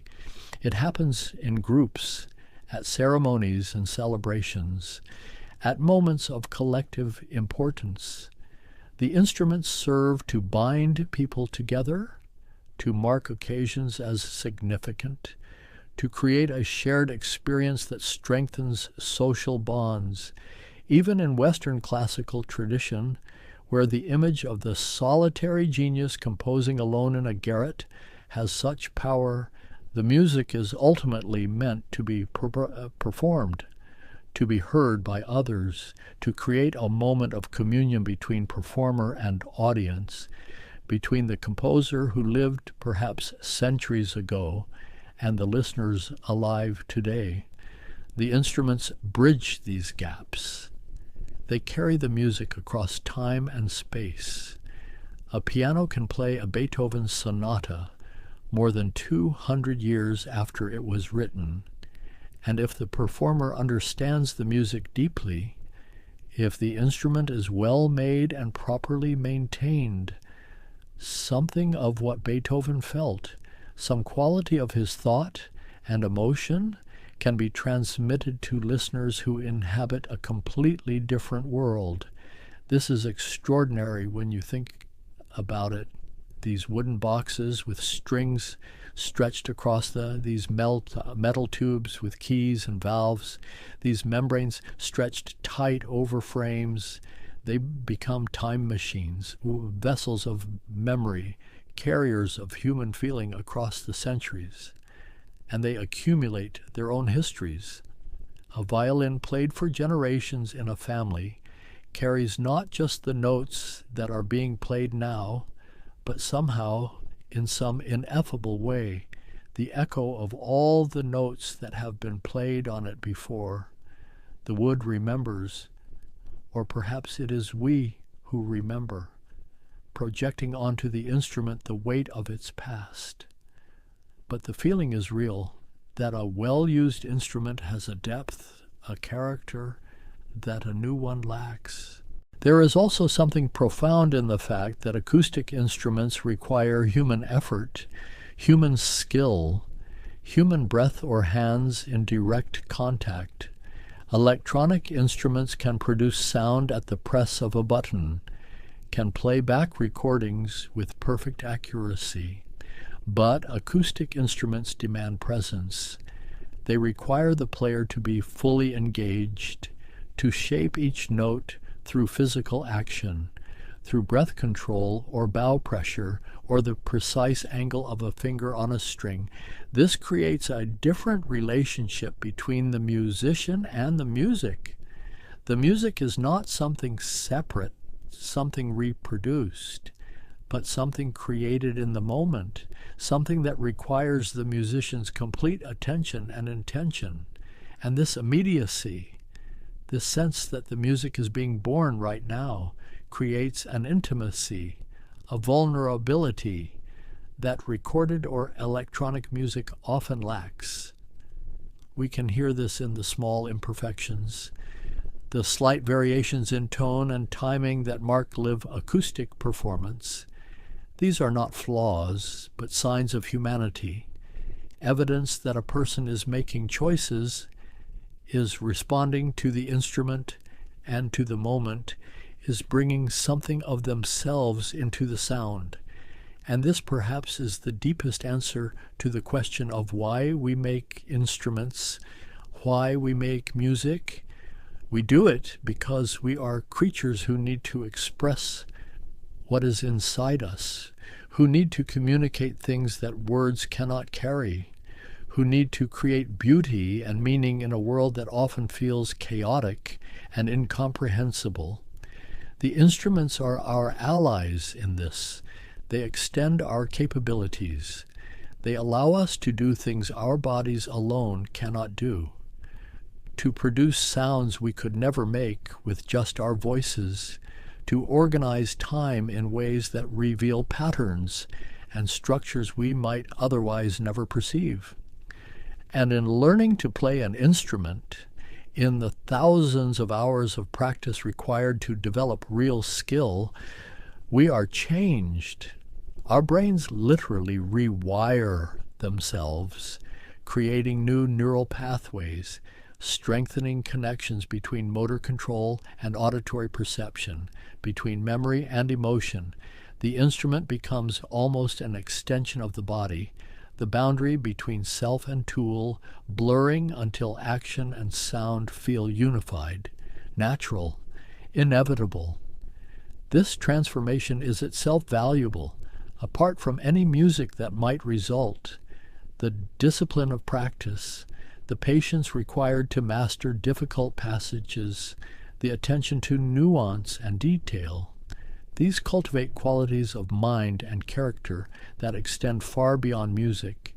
They teach us that excellence requires time, that mastery is a gradual accumulation of small improvements, that beauty emerges from sustained effort and care. The chamber around me feels quieter now, as if the instruments themselves are settling into stillness. The golden light has deepened to amber, to the color of old honey, and I realize that I have been standing here for a long time, letting my gaze move from instrument to instrument, following the threads that connect them across centuries and continents. Each one is silent now, waiting, but the silence is not empty. It is full of potential, full of all the music that has been played on these instruments and all the music that might yet be played. The silence holds the memory of hands long turned to dust and the promise of hands not yet born, who will someday take up these instruments or instruments like them and bring them to life again. There is a cycle here. A maker creates an instrument with knowledge passed down through generations. A player learns to draw music from it through years of practice and study. An audience listens and is moved, and perhaps someone in that audience is inspired to learn, to become a maker or a player themselves. And the cycle continues, each generation adding its own insights, its own innovations, its own interpretations, but also maintaining continuity with everything that came before. This continuity is precious in a world of constant change where technologies become obsolete almost before they can be mastered, where traditions are forgotten and connections to the past severed. The persistence of musical instruments offers something rare. They carry within them the accumulated wisdom of countless generations. They link us to our ancestors in the most direct way, through shared physical actions, shared aesthetic judgments, shared emotional responses to organized sound. When I play a wooden flute, I am doing something that humans have done for 40,000 years. When I bow a violin, I am participating in a tradition that connects me to makers and players across centuries. When I sit at a piano, I am touching keys that operate mechanisms refined through generations of experimentation and thought. These connections matter. They remind us that we are not alone, not isolated individuals adrift in time, but part of something larger, part of a great human project of making beauty and meaning, a project that began in the darkness of prehistory and continues into a future we cannot imagine. The instruments will outlast us. A well-made violin can play for centuries. A bronze bell can ring for 1,000 years. They carry forward something essential about human creativity and human emotion, and they will be here in chambers like this one, long after we are gone, waiting for new hands, new breath, new intentions to bring them back to life. I take a final slow walk through the chamber, my footsteps silent on the wooden floor. My hand brushes lightly across the curved body of a cello, across the ivory keys of an old harpsichord, across the taut skin of a drum that came from a place whose name I do not know. Each touch is a kind of greeting, a recognition, an acknowledgement of the human hands that shaped these objects and the human hearts that have poured themselves into the music they make possible. The light is fading now, the amber glow becoming softer, more diffuse. The instruments are retreating into shadow, their forms becoming less distinct, merging with the darkness that gathers in the corners of the chamber. But they are still there, still present, still waiting with patient silence for the next moment of music, the next breath, the next touch that will wake them into sound. And I understand now that this chamber, this quiet space filled with instruments from every age, is not really a museum, not really a collection of artifacts from the past. It is a threshold, a place between silence and sound, between past and future, between the solitary self and the community of all who have ever made or listened to music. I can leave this place, can step back out into the world of ordinary time and ordinary concerns, but I will carry something with me, a sense of connection to the long human story of music making, a deeper appreciation for the instruments that make that story possible, and perhaps a renewed awareness of the mystery and the gift of organized sound, of the way it can reach into us and touch something beyond words, beyond thought, something fundamental to what it means to be human. The last light fades, the chamber darkens, the instruments rest in their timeless patience, and the silence that surrounds them is complete and full and somehow musical.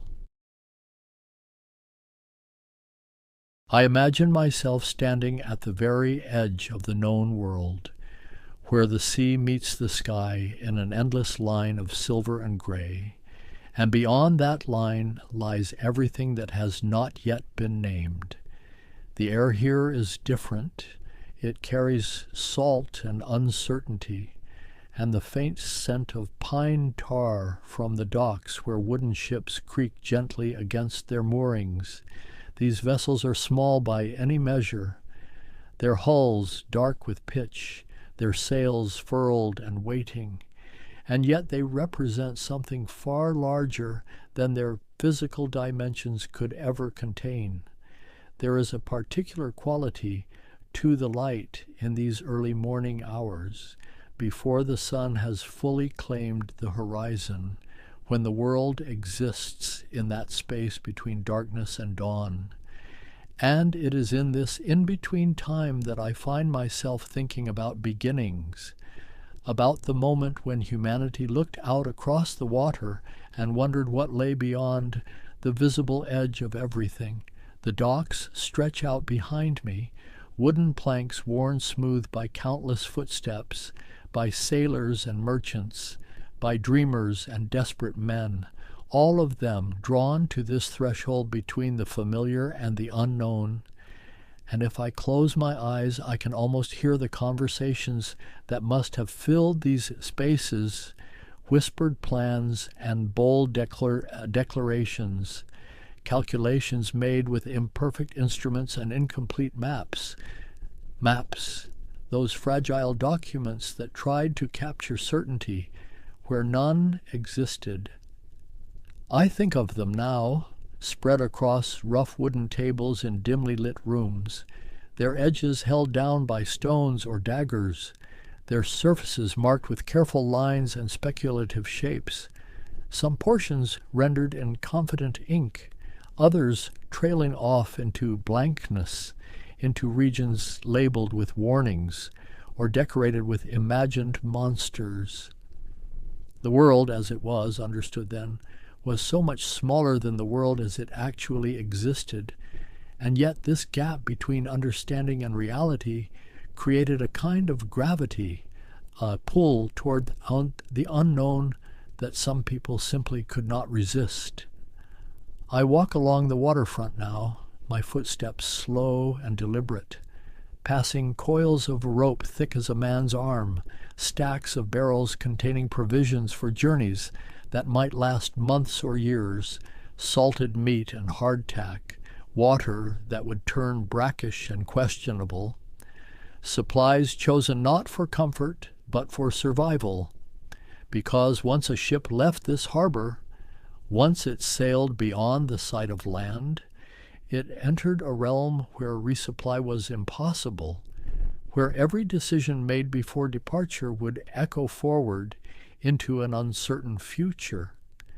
There is a certain kind of courage required to step onto one of these vessels, knowing what the departure means, knowing that the sea keeps its own counsel, that it offers no promises, no guarantees of safe passage or triumphant return.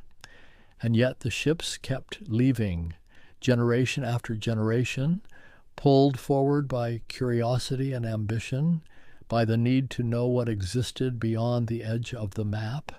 I can see them in my mind, these ships setting out from harbors in Portugal and Spain, from England and the Netherlands, from Venice and Genoa, each one carrying not just cargo and crew, but also the accumulated knowledge of everyone who had sailed before, the collected wisdom of Mediterranean sailors and Arab navigators, of Viking seafarers and Polynesian wayfinders, all of that experience compressed into sailing techniques and navigation methods, into the angle of a sail and the reading of stars.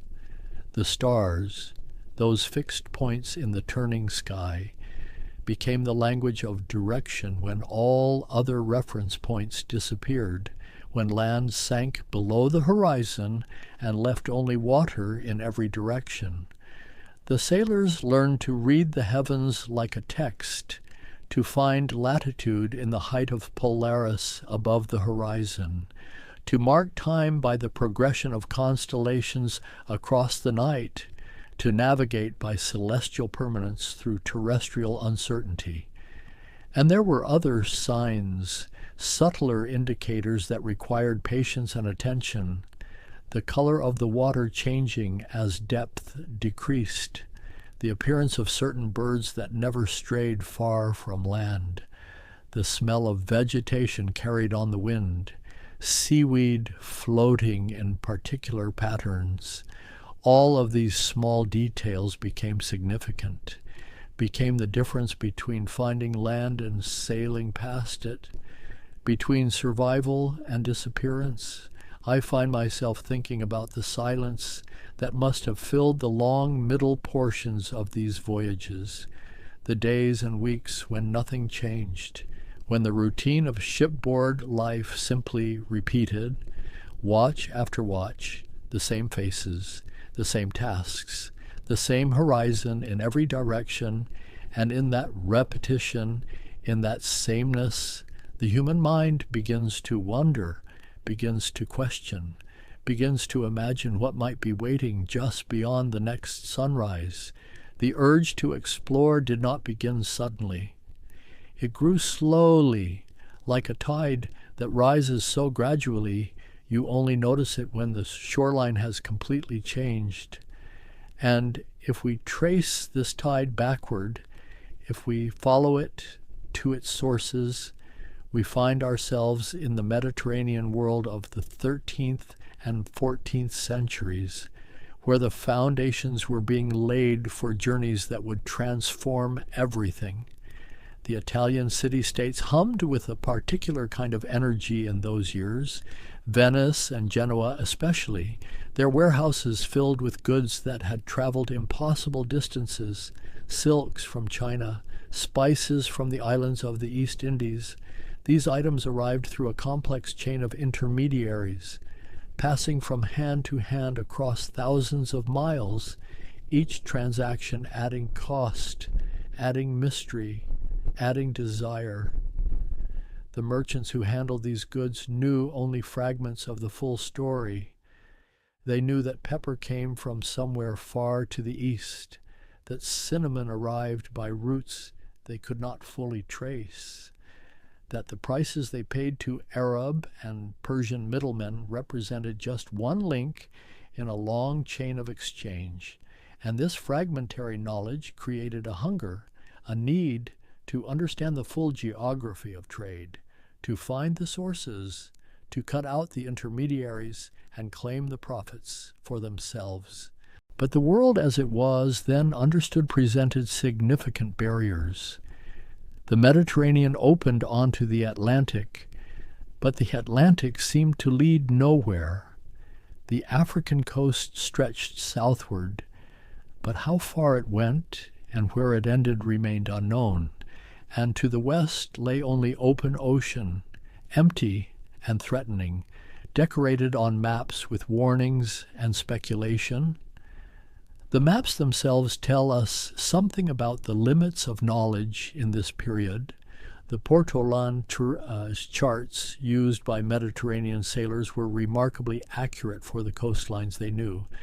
Detailed renderings of harbors and headlands, carefully noted depths and distances, but beyond the Strait of Gibraltar, beyond the familiar shores, the certainty dissolved into conjecture. There were stories, always stories, fragments of ancient knowledge mixed with medieval invention, tales of Saint Brendan the Navigator, who supposedly sailed west and found islands of paradise, accounts from Pliny, and other classical authors describing distant lands and strange peoples. And these stories mingled with Christian cosmology and classical geography to create a worldview that was part observation, part inheritance, part imagination. Portugal emerged as an unlikely center for the systematic push beyond these boundaries, a small kingdom on the western edge of Europe, facing the Atlantic, with limited agricultural land and a population that had learned to supplement farming with fishing, with looking outward toward the sea rather than inward toward the continent. Prince Henry, later called the navigator, though he himself never sailed on these voyages, established something like a center of maritime knowledge at Sagres, on the southwestern tip of Portugal, where the land ends and the Atlantic begins. And here he gathered map makers and ship designers, astronomers and sailors, creating a space where theoretical knowledge could meet practical experience.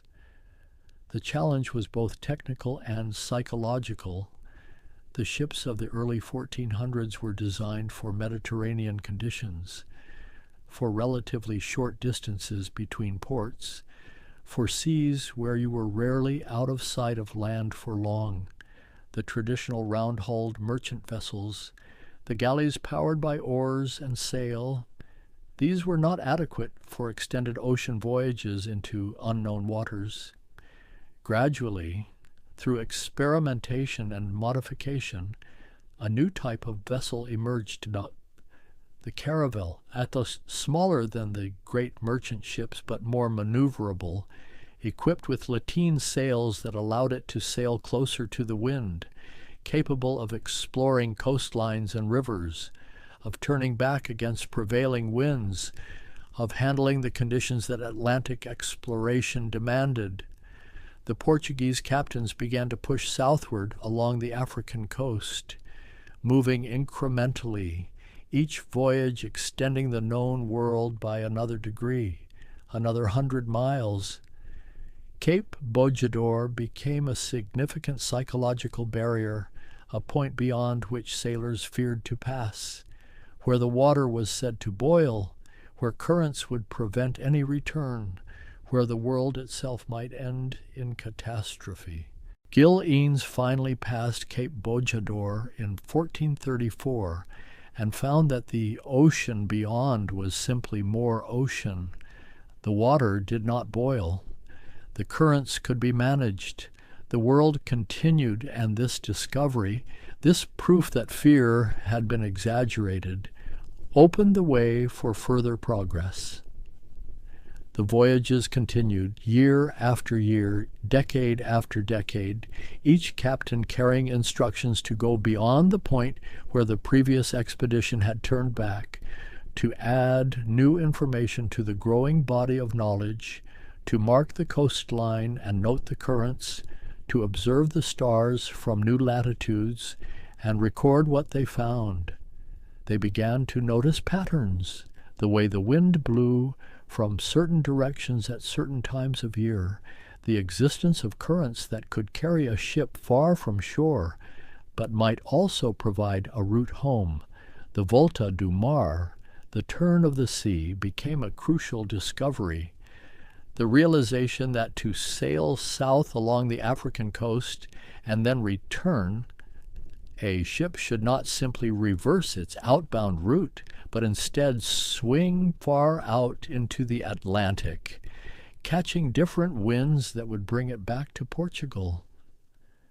This was knowledge purchased with time and risk, with ships that did not return, with crews that died of scurvy or thirst, or simple exhaustion, with the slow accumulation of information about winds and currents, about coastlines and anchorages, about where fresh water could be found and where hostile forces might be encountered.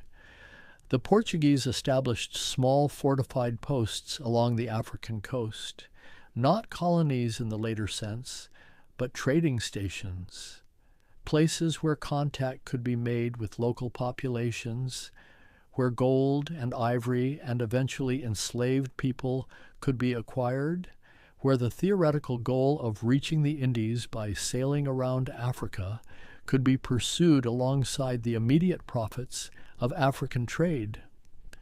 Bartolomeo Diaz rounded the southern tip of Africa in 1488, pushed by storms into open water, losing sight of the land, and then finding land again to his north and east, realizing that he had passed some crucial turning point, that the continent had ended, that the way to the Indian Ocean lay open, though he called the point the Cape of Storms. Recognizing the violence of the waters where the Atlantic and Indian Oceans met, King João of Portugal renamed it the Cape of Good Hope, emphasizing possibility rather than danger, looking forward to the completion of the route that his predecessors had sought for nearly a century. The water route to the Indies that would bypass the Mediterranean, that would break the monopoly of the middlemen, that would bring the spices and silks directly to Portuguese ships. But before that route could be fully exploited, before Vasco da Gama could sail around Africa and across to India, another development had occurred, one that would eventually prove even more significant than the African route.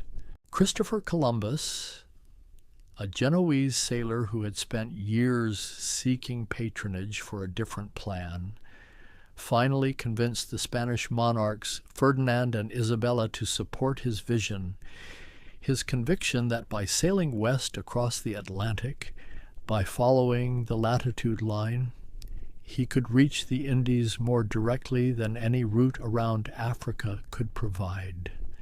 Columbus was wrong about the distances, dramatically wrong. The Arab geographers he dismissed had more accurate measurements of the Earth's circumference, but his error was providential, because where he expected to find the coast of Asia after 3,000 miles of sailing, he instead encountered islands and continents that no European had systematically explored, lands that would eventually be called the New World, though they were, of course, not new to the millions of people already living there. The first voyage in 1492 lasted just over 2 months of actual Atlantic crossing, from the Canary Islands to the Bahamas, and in that time the crew experienced what would become familiar to later ocean voyagers: the terror of complete separation from land, the claustrophobia of the ship's small world, the uncertainty about distance and direction, the fear that the captain's calculations might be wrong, that they might sail until their supplies ran out and die of thirst with no land in sight. Columbus kept 2 logs, 1 true record and 1 false record that understated the distance traveled, meant to prevent the crew from panicking at how far they had come from Spain, how far they would have to sail to return. And this deception speaks to the psychological challenge of these voyages, the way fear and uncertainty could overwhelm even experienced sailors when land disappeared and only water remained in every direction for weeks on end. The landfall in the Bahamas changed everything, not immediately, but in its implications, in what it meant for the European understanding of geography, for the possibilities of wealth and conquest, for the future of millions of people in the Americas who would face the consequences of this contact. Columbus believed until his death that he had reached the outskirts of Asia, that the islands he explored were part of the Indies, that the mainland coasts he touched on later voyages were extensions of China or India. He died without fully understanding what he had encountered, without grasping that an entirely separate landmass existed between Europe and Asia. Other explorers would begin to piece together the truth.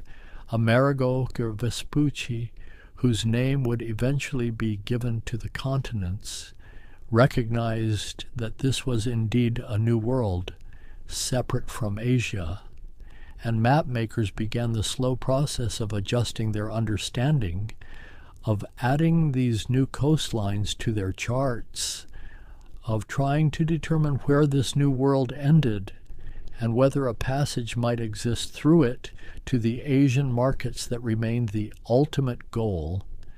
The Treaty of Tordesillas in 1494 divided the world between Spain and Portugal, drawing a line through the Atlantic, assigning everything to the east to Portugal and everything to the west to Spain, an act of breathtaking presumption, two European kingdoms claiming the right to divide the entire globe between them based on the authority of the Pope, with no consideration for the people already living in the territories being allocated.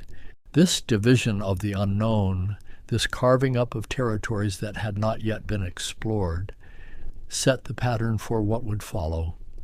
And in the decades after 1494, Spanish and Portuguese expeditions fanned out across the Atlantic and beyond, each voyage adding fragments to the growing picture of what the world actually contained.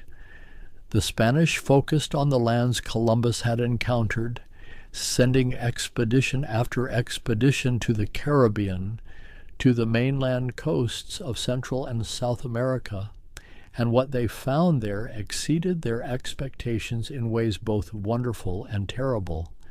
Civilizations of sophisticated complexity, cities larger than most European capitals, agricultural systems that supported millions of people, astronomical knowledge, architectural achievements, artistic traditions of remarkable subtlety. Hernán Cortés encountered the Aztec Empire in 1519, arriving in a world of causeways and canals, of floating gardens and massive pyramids, of a capital city, Tenochtitlan, that held perhaps 200,000 people, with markets that displayed goods from across Mesoamerica, with social hierarchies and religious practices and political structures that had developed over centuries without any European influence. The encounter was not one of primitive meeting advanced, but of different meeting different. The Spanish had advantages in certain technologies, steel weapons and horses and eventually disease, while the Aztecs had advantages in numbers and knowledge of the terrain and complex diplomatic relationships with surrounding peoples. What followed was not inevitable conquest, but rather a process of alliance and betrayal, of epidemic disease that killed millions, of political maneuvering and violent conflict that eventually resulted in Spanish control.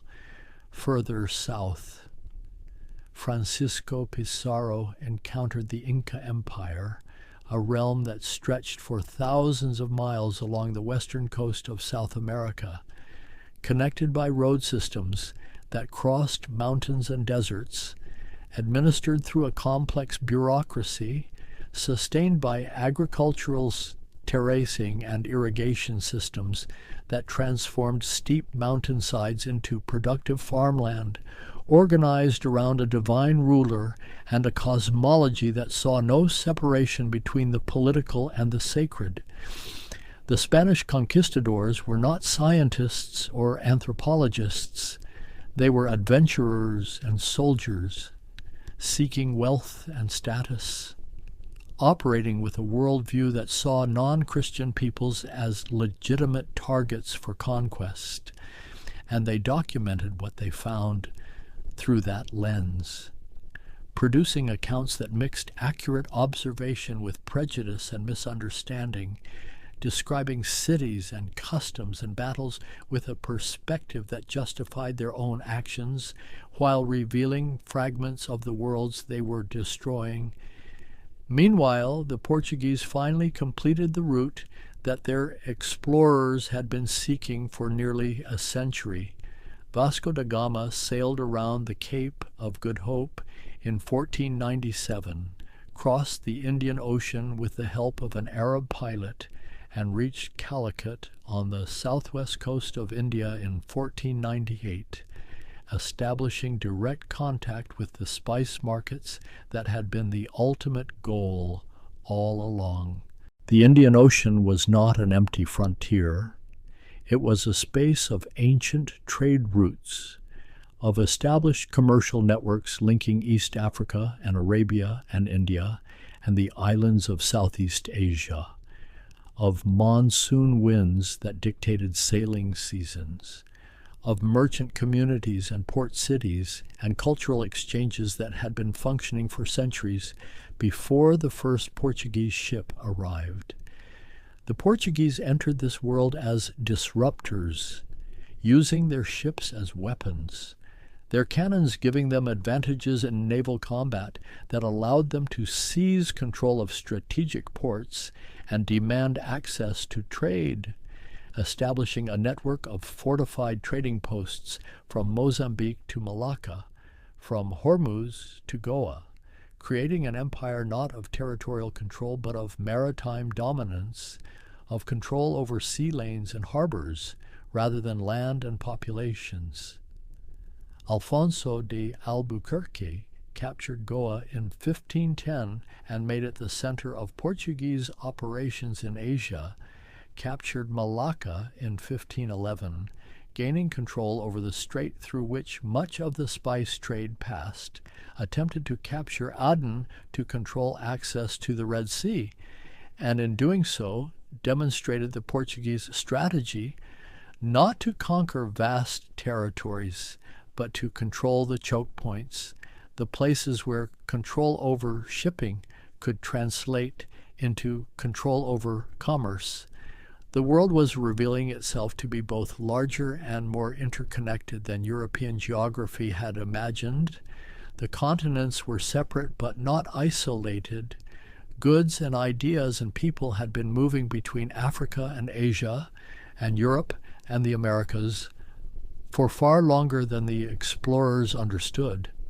And the age of European exploration was not the discovery of empty spaces, but rather the violent insertion of European power into networks and systems that already existed. Ferdinand Magellan conceived a plan even more ambitious than reaching India by sailing east.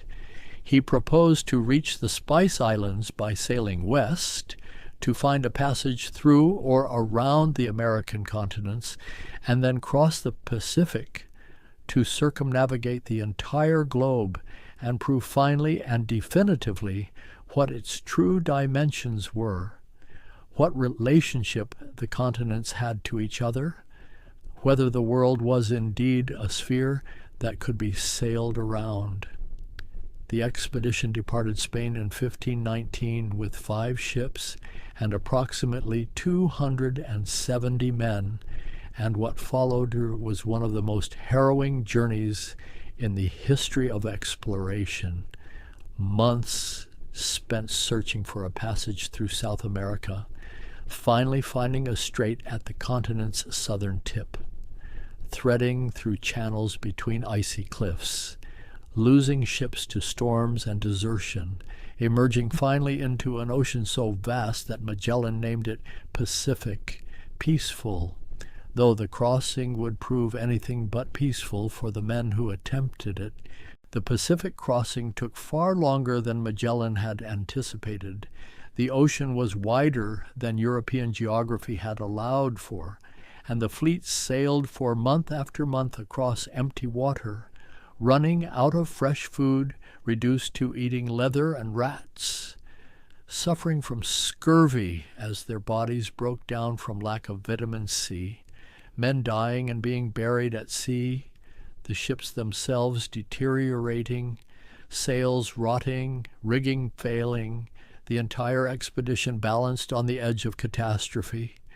They finally reached the Philippines in 1521, and there Magellan involved himself in local politics, allied himself with one ruler against another, and died in a skirmish on the beach at Mactan, killed by warriors led by Lapu-Lapu, demonstrating that European technology and tactics did not guarantee victory, that the explorers and conquistadors were mortal and vulnerable, that the people they encountered could and did resist. The expedition continued without Magellan, reduced now to 3 ships and fewer than 150 men, reaching the Spice Islands, loading cargo, and then facing the question of how to return. One ship attempted to sail back across the Pacific but failed turned back by storms and adverse winds. Another ship stayed in the Spice Islands. Only the Victoria, under the command of Juan Sebastian Elcano, managed to sail across the Indian Ocean, around the Cape of Good Hope, and back to Spain. The Victoria arrived in September of 1522, 3 years after departure, with only 18 of the original crew still alive, carrying a cargo of cloves and cinnamon valuable enough to pay for the entire expedition. But more valuable than the spices was the knowledge they brought back, the proof that the earth could be circumnavigated, that the Pacific was indeed an ocean and not a narrow sea, that the world was far larger than the classical geographers had calculated. The map makers now had to reconfigure their understanding completely, to fit together the pieces of a coastline that different expeditions had traced, to acknowledge the vast scale of the Pacific, to show 2 separate continents in the Western Hemisphere, to indicate the distances and relationships that were becoming clearer with each returning ship. English and French expeditions began to probe the northern coastlines of the Americas, searching for a northwest passage, a route that might lead through or around North America to the Pacific and the riches of Asia. John Cabot sailed to Newfoundland in 1497. Jacques Cartier explored the St. Lawrence River in the 1530s. These northern waters offered fish in abundance, the Grand Banks teeming with cod. But they did not offer the easy passage to Asia that the explorers sought. The search for this passage would continue for centuries, drawing expedition after expedition into the Arctic, into waters choked with ice, into channels that seemed promising but led only to dead ends. The geography of the northern route was complex and dangerous, and the Northwest Passage would not be successfully navigated until the early 20th century, long after its commercial value had disappeared. But the search itself was productive in other ways. It mapped coastlines. It established claims to territory. It brought back knowledge of lands and peoples and resources. It created the foundation for later colonization and exploitation. The fishing fleets that would harvest the Grand Banks, the fur trade that would draw Europeans deep into the interior of North America, the eventual settlement that would displace and destroy indigenous populations. The Spanish pushed northward from Mexico, exploring what would become the southwestern United States, searching for cities of gold that existed only in rumor and imagination. Francisco Vasquez de Coronado led an expedition through present-day Arizona and New Mexico and Kansas in 1540 and 1541, finding pueblos and plains and the Grand Canyon, finding peoples who had lived in these regions for thousands of years, but not finding the golden cities that had motivated the journey. These failures to find imaginary wealth did not stop the expeditions. Each disappointing result was simply reinterpreted. The gold must be further north, further west, in the next valley, beyond the next range of mountains. And so the exploration continued, driven by hope and greed, and the conviction that somewhere in this vast new world there must be riches comparable to what the Spanish had found in Mexico and Peru. The English privateers began to challenge Spanish dominance in the later 16th century. Francis Drake circumnavigated the globe between 1577 and 1580, raiding Spanish settlements along the Pacific coast of the Americas, claiming California for England, demonstrating that Spanish control of these waters was not absolute, that other nations could and would contest for access and profit. Drake's voyage was both exploration and piracy, mapping and plundering, adding to geographical knowledge while also seizing Spanish gold and silver. His ship, the Golden Hind, returned to England laden with treasure, and Drake himself became a symbol of English maritime ambition, of the possibility that a smaller nation could challenge Spanish and Portuguese dominance through superior seamanship and daring. The Dutch entered the competition as well, building on their experience as traders and shipbuilders, creating the Dutch East India Company in 1602, a corporation granted monopoly rights to Dutch trade in Asia, equipped with the power to make treaties and wage war, to establish colonies and administer justice, essentially functioning as a state within a state, pursuing profit through any means necessary. The Dutch focused their efforts on the East Indies, on the islands that produced nutmeg and cloves and other spices, displacing the Portuguese from many of their strongholds, establishing Batavia, modern Jakarta, as the center of their Asian operations, creating a network of trade and control that would persist for centuries, that would make the Netherlands enormously wealthy, even as the human cost in the colonized territories was staggering. Willem Janszoon reached the coast of Australia in 1606, the first confirmed European landing on the continent, though he did not recognize it as a separate landmass, thought it was part of New Guinea, and the Dutch would continue to encounter the western and northern coasts of Australia throughout the 17th century without finding anything that seemed valuable enough to justify colonization.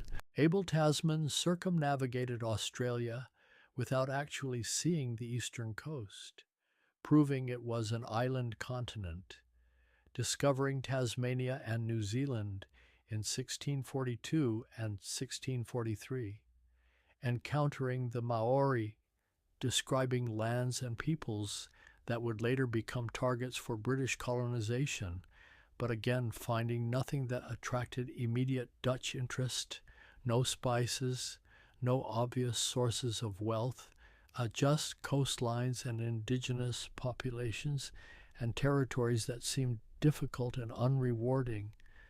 The English and French established rival claims in North America, creating colonies that survived through tremendous hardship. Jamestown in 1607, Plymouth in 1620, Quebec in 1608. These settlements represented a different model of colonization than the Spanish had pursued, not conquest of existing empires, but rather the establishment of agricultural colonies, the displacement of indigenous peoples to create European societies transplanted to new soil. The colonists faced starvation and disease, conflict with indigenous populations who recognized these settlements as invasions, winters that killed those unprepared for the climate, summers that brought malaria and dysentery. The early years of these colonies saw mortality rates of 50% or higher, saw desperate struggles for survival, saw the gradual realization that this was not going to be easy, that the land would not simply yield its wealth, that success would require adaptation and endurance and often violence. The fur trade drew French explorers deep into the interior of North America, following rivers and lakes, establishing relationships with indigenous nations, learning to travel by canoe and snowshoe, to survive in environments completely different from anything in Europe. Samuel de Champlain mapped the St. Lawrence and the Great Lakes in the early 1600s, creating alliances with Huron and Algonquin peoples, involving himself in their conflicts with the Iroquois Confederacy. Beginning patterns of alliance and warfare that would shape North American history for the next 2 centuries. The English Hudson's Bay Company received its charter in 1670, claiming rights to all the territory drained by rivers flowing into Hudson Bay, a vast area that included much of what would become Canada. And the company established trading posts where indigenous trappers could exchange furs for European goods, creating economic relationships that transformed indigenous societies, that introduced new technologies and new dependencies, that disrupted traditional ways of life in exchange for cloth and metal tools and guns. The Pacific remained the least explored of the world's oceans into the 18th century, its vast distances and scattered islands making systematic exploration difficult. But gradually the picture filled in. Russian explorers pushed eastward across Siberia, reached the Pacific coast, explored the Aleutian Islands and Alaska, establishing claims that would eventually lead to Russian settlements as far south as California. James Cook made 3 great voyages of Pacific exploration between 1768 and 1779, mapping New Zealand and the eastern coast of Australia, exploring the Hawaiian Islands, searching for the theoretical southern continent that geographers believed must exist to balance the land masses of the northern hemisphere, proving that no such continent existed at habitable latitudes, charting islands and reefs and coastlines with unprecedented accuracy. Cook's expeditions were scientific as well as geographical, carrying astronomers to observe the transit of Venus, collecting botanical specimens, documenting indigenous peoples and their cultures with more care than earlier explorers had shown, though this documentation was still filtered through European assumptions and prejudices, still part of a larger project of claiming and categorizing and ultimately controlling. Cook died in Hawaii in 1779, killed in a confrontation that arose from misunderstandings and escalating tensions, his death coming in the same islands where he had been welcomed months earlier, demonstrating again the fragility of these encounters, the way initial cooperation could collapse into violence, the consequences of cultural misunderstanding when backed by firearms and ships. By the end of the 18th century, the general outlines of world geography were known to Europeans. The continents had been mapped, the major islands located, the coastlines traced with increasing accuracy. What remained were the interiors, the vast territories of Africa and Asia, and the Americas where European knowledge was still fragmentary or absent, where indigenous peoples maintained their independence and their own geographical understanding, where the map still showed blank spaces waiting to be filled, but the nature of exploration was changing. The early period of dramatic discovery was over. No more unknown continents would be found, no more ocean crossings into complete uncertainty. What remained was detailed survey work, the filling in of particulars, the establishment of precise latitudes and longitudes, the creation of maps that could serve imperial administration and commercial exploitation. The motivations had clarified as well, the romantic idea of exploration for its own sake, the desire to know what lay beyond the horizon. These had always been secondary to more material concerns. The search for wealth and trade routes, for souls to convert and territories to claim, for advantage over rival nations and access to resources. And by the late 18th century, these material motivations were completely dominant. The interior of Africa became a particular focus. The coastlines had been known for centuries. Trading posts and slave forts dotted the shores. but the vast interior remained unknown to Europeans, protected by disease, by difficult terrain, by powerful kingdoms that had their own reasons for limiting European access.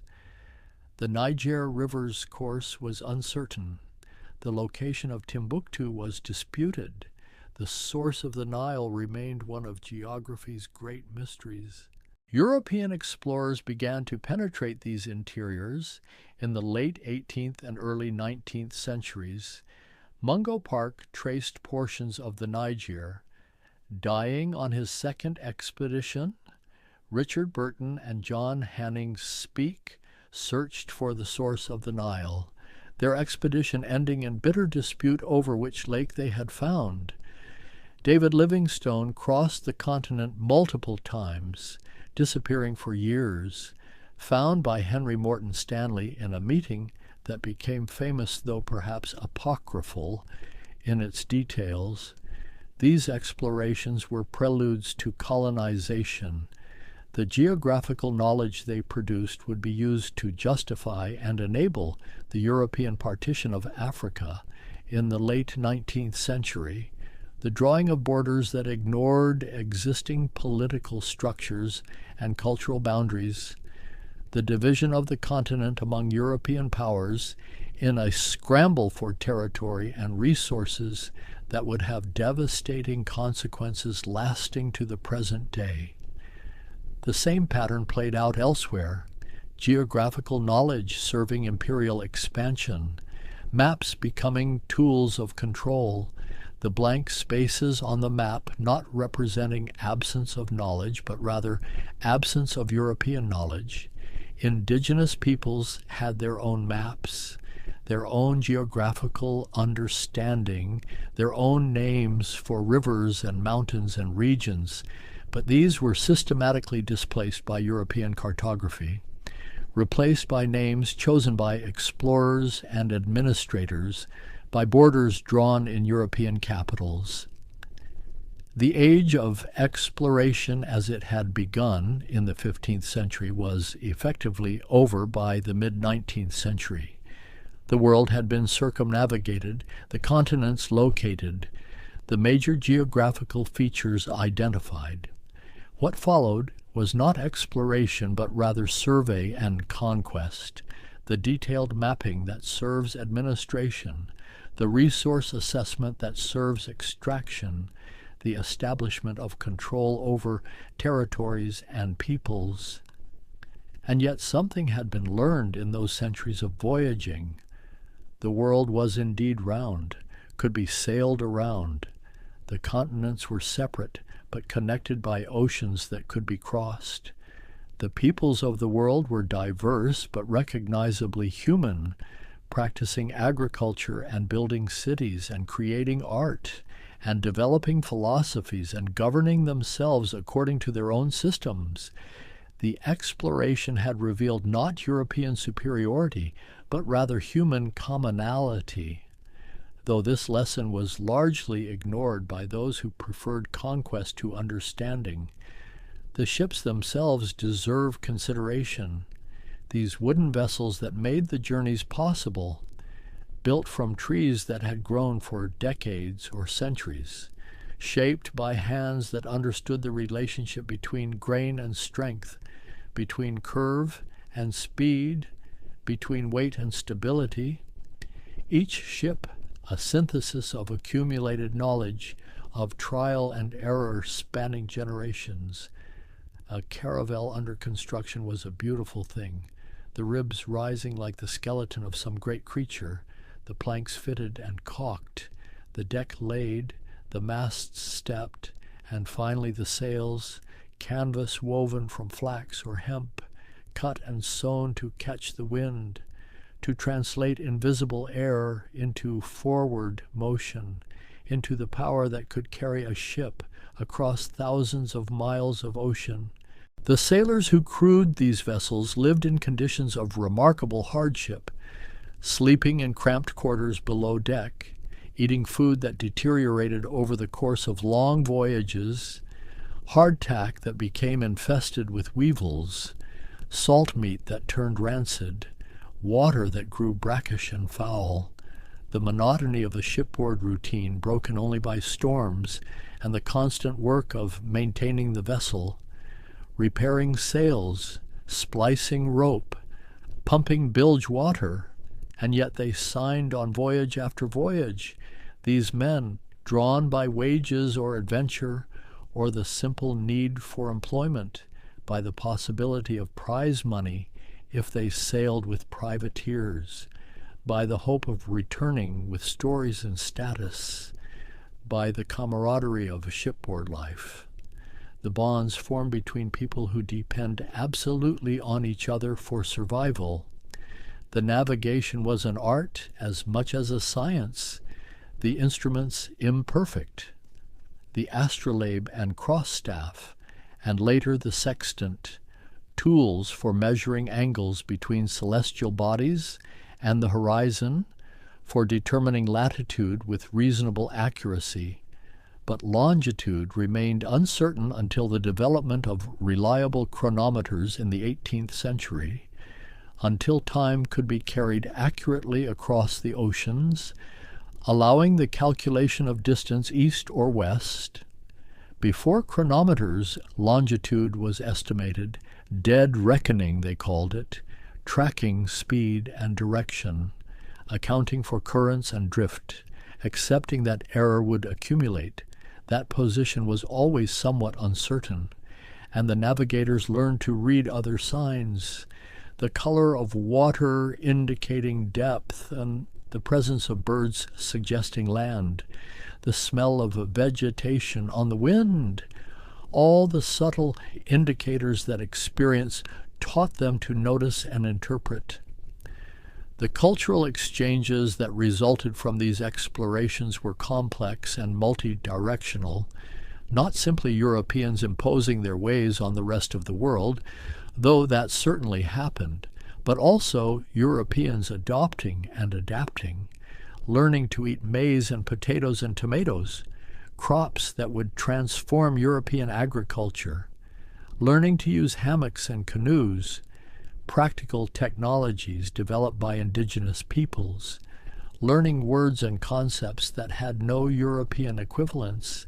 The Columbian Exchange, as historians call it, involved the transfer of plants and animals and diseases between hemispheres, horses and cattle and pigs spreading through the Americas, transforming indigenous ways of life, enabling new forms of transportation and warfare and food production, while American crops, potatoes and maize especially, spread through Europe and Asia and Africa, eventually feeding populations that could not have been sustained without them. But the exchange also involved smallpox and measles and typhus, diseases that swept through indigenous populations with devastating effect, killing millions who had no immunity, depopulating entire regions, creating demographic catastrophes that exceeded anything in European experience, that made conquest easier because the populations being conquered had already been decimated by invisible enemies they could not fight.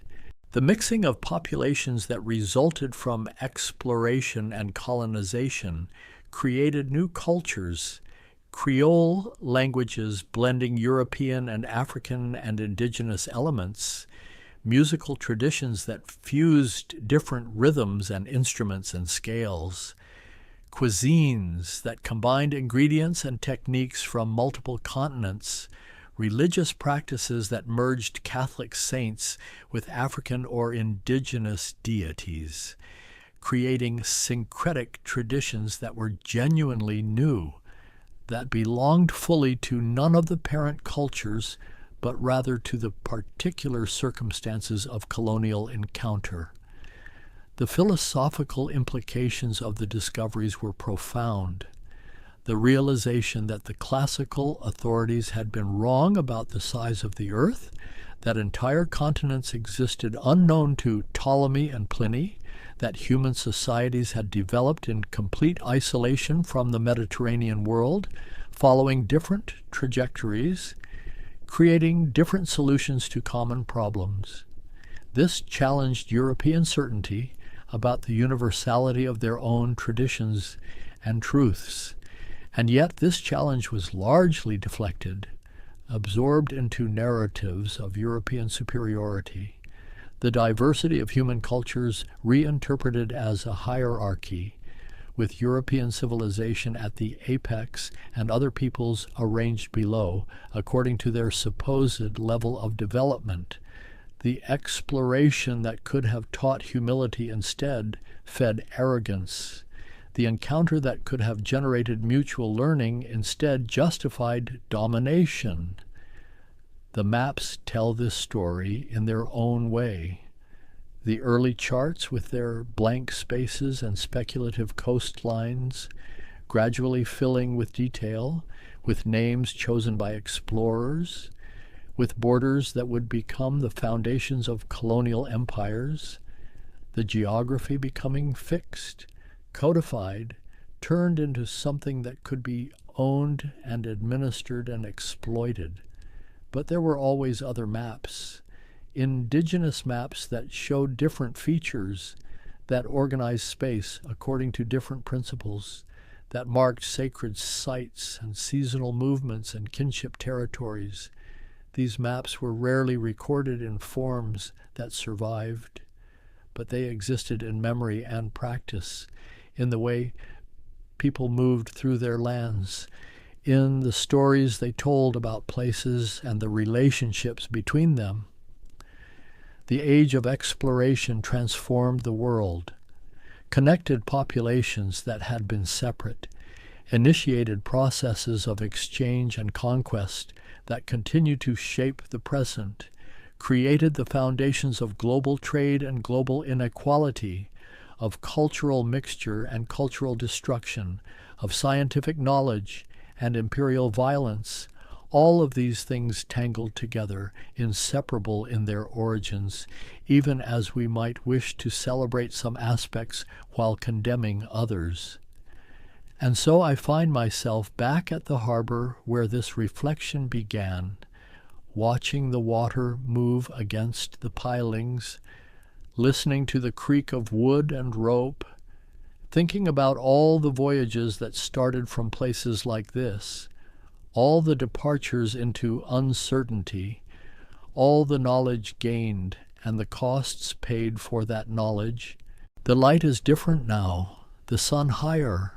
The quality of the illumination changed from that liminal dawn moment, but the essential character of the place remains. This threshold between land and sea, between the known and the unknown, between what we carry with us and what we might find beyond the horizon.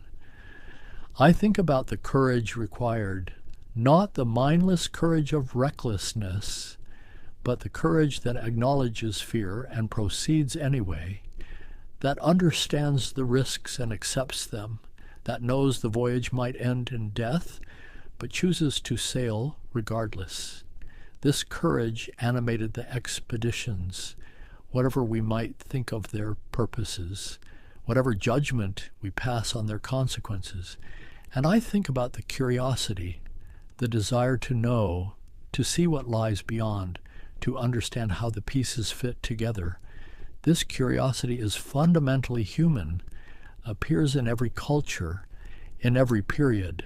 The stories of exploration exist in every tradition, not just European. The Polynesian navigators who settled the Pacific Islands, the Arab merchants who crossed the Indian Ocean, the Chinese fleets that reached East Africa.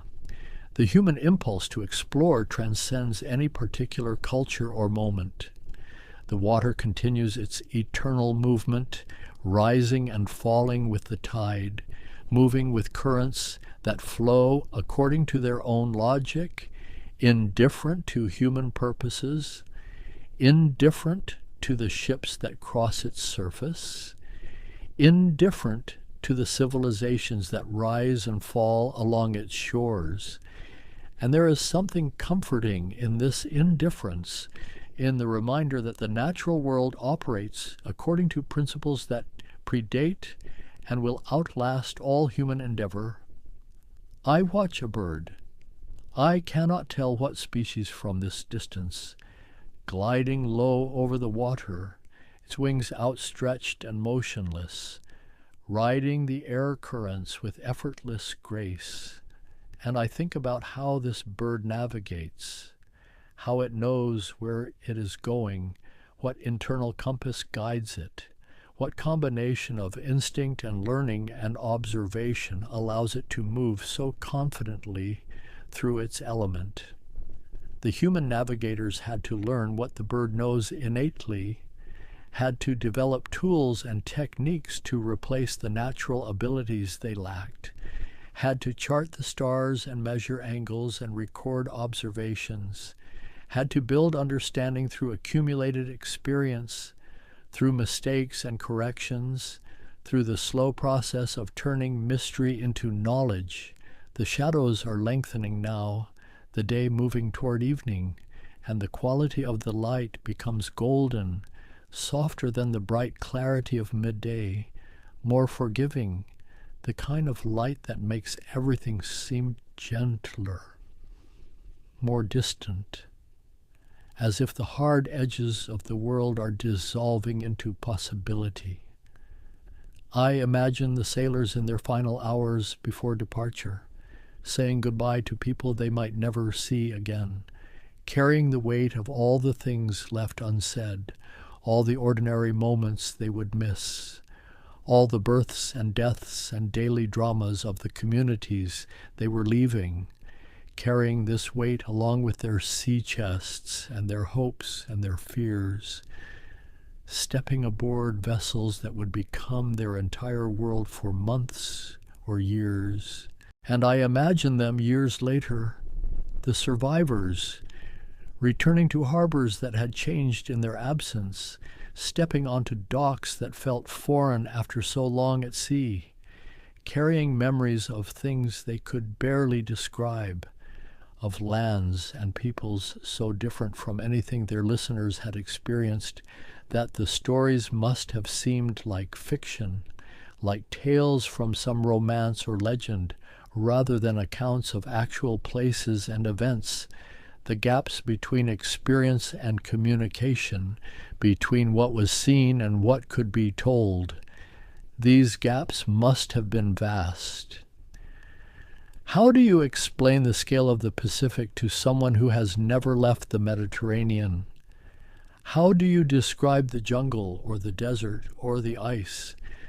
How do you convey the terror of a storm at sea, the wonder of an unknown shore, the complex humanity of people who live according to completely different assumptions? The light fades further, the sun dropping toward the horizon, and the water takes on the colors of the sky, blues and purples and hints of orange, the whole scene becoming softer, quieter, as if the world itself is settling into rest after the exertions of the day. I think about all the knowledge that was lost, all the indigenous understanding that was never recorded, all the navigational expertise and ecological wisdom and historical memory that disappeared when populations were decimated, when languages died, when oral traditions were interrupted.